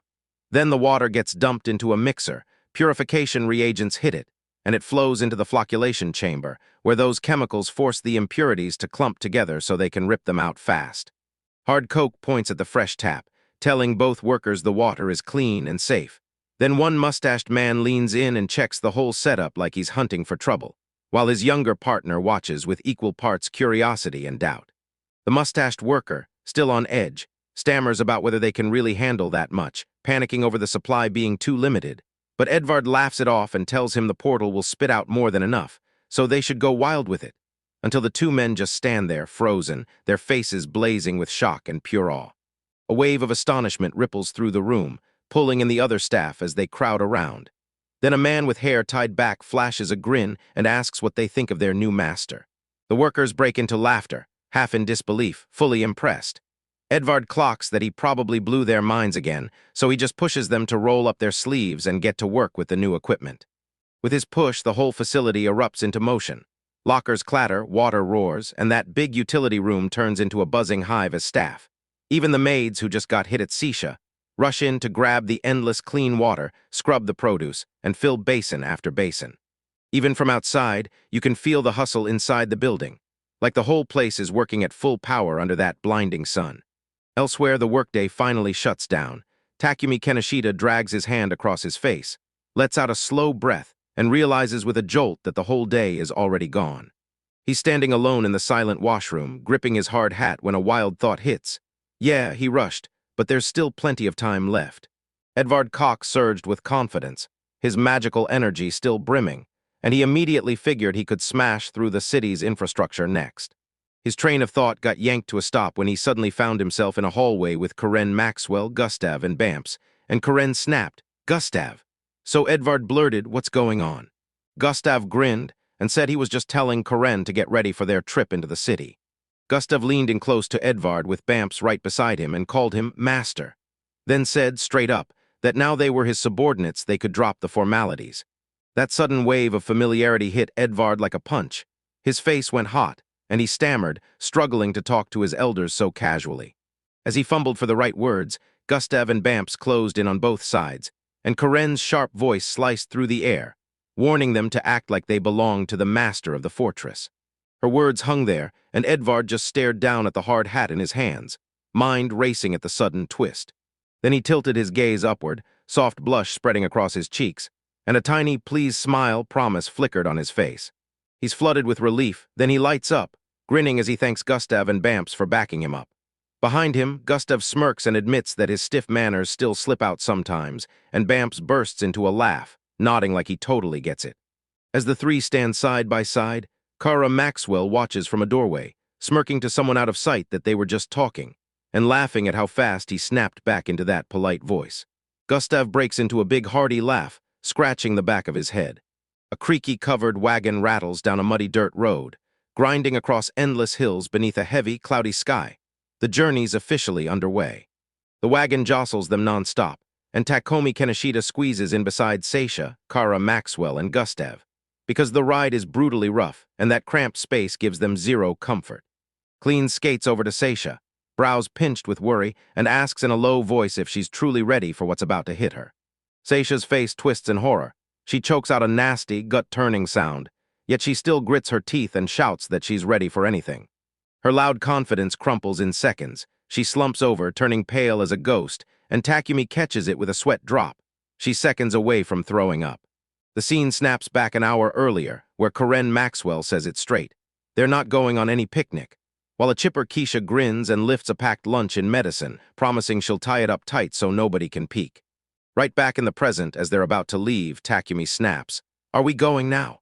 Then he grins and points toward a little kid lugging a backpack, saying they should bring one more companion with them. Karen Maxwell shuts it down on the spot. She says clearly and decisively that they're taking Sisha with them. She lays it out, admitting Sisha could get hurt, but pushing the real point hard. This move locks in their alliance with the Ulanov clan, and she insists they prove they're tightly connected, no excuses. People think this alliance hits two targets at once. Her arrival could calm the persecution her people face, and it could also give them safer ground to expand where they gather medicinal herbs. Right when they reveal their plan, Sisha suddenly pops up between them, her face lighting up with pure joy as she declares it's a brilliant idea, sending Karen into a full-on startled shock. Her bright cheer hits Takumi like a punch, because the same girl with that ragged beast beside her claws at his memory, and suddenly he sees her trembling in total terror, like her life is already over. That horrible memory slips away, and he whips his gaze to present-day Sisha, still pale, still shaking from the wagon's jarring lurches. Then it hits him she's not okay. Seeing her falling apart, he whips around to the others and tells them Gustav and Bam should come too. He explains that Sisha has been kept sheltered behind a stone wall, and even with his reassurances, she still frets for no reason. At that, Sisha drops her gaze, and a heavy sadness settles over her face. She softly calls to Sisha, and when he looks down, her hands shake as she clasps them tight. Then she blurts out the truth. Right before they left the house, she'd seen a vision of the future. Her eyes snap up and lock onto his, wide with pure terror. Then she gives a soft, quiet nod that answers the question he never dared to say, and he blurts out, "So this really is about to happen."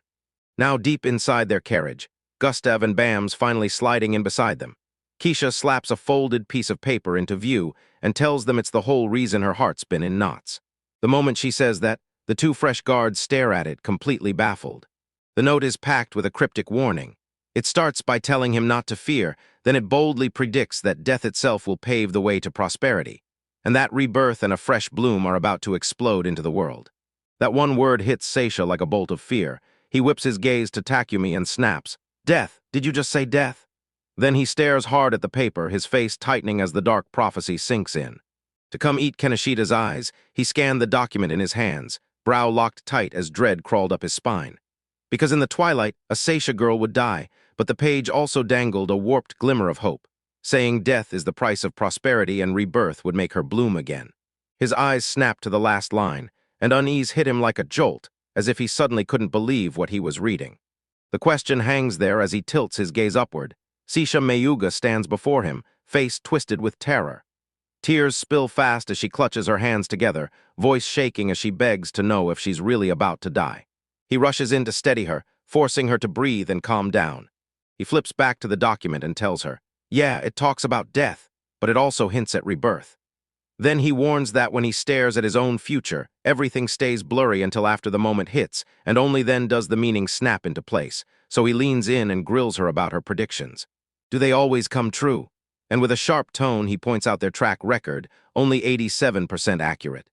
She stares up at him, eyes hued, half terrified, half dead serious, and swears that just standing next to him makes her feel calm, calling him master. That one word hit like a spark, and sometime later, as their wagon rattled down that dirt road, he thanked her for the sentiment, then softly but firmly warned her not to go overboard. The wagon finally grinds to a stop inside the town walls, and Takumi lurches out looking pale and shaky. He exhales like he's just survived the trip and mutters that he'll never get used to wagon travel. Right behind him, Karen Maxwell leans back in the cart and teases a blushing Sisha, asking if she needs treatment again, and Sisha shoots back, panicked, that she doesn't have any medicine for a sore backside. Takumi sighs and orders them to stop, already exhausted. He turns his back on the chaos and scans the town square like he's hunting for answers, while villagers casually flock around the central well, hauling water and chatting, and armored guards keep their eyes sharp. All the while he wears a calm, unreadable face, soaking it all in with quiet, intense focus. Watch the town square. Gustav explains that every day this is exactly where the people line up and grab their water. Days slid into chaos as a woman sobbed near them, and he demanded, "Is this the water collection point?" Gustav had barely clocked it when he realized she didn't have a wind tag, so he spun around, baffled, asking what a tag even was, just as the woman turned away. Gustav laid out the town's brutal rules. Every day they handed out 3 tags, and you could only haul water if you had one. No tag meant 0 water, whether you were an aristocrat or just a commoner. As the dejected woman trudged off, Gustav Surme realized she'd either ditched her tag or burned through her daily share, cursing how this mess only exists because water is scarce. Meanwhile, Takumi stewed over how brutal the rules are, seeing that you've got to keep your word and move fast when it counts. Right then, Karen Maxwell stormed up to him and called him master, asking if he'd come to the city just to stand there and watch the citizens. only for him to clench his fist, snap back hard, and swear he was here to make their lives better. Once things were set in stone, he barked, "Let's go!" And everyone snapped into motion, Sisha included, heading straight for the town's water source with purpose. Karen watched them disappear, grinning like she'd been waiting for this moment, and told them it was finally time to get to work.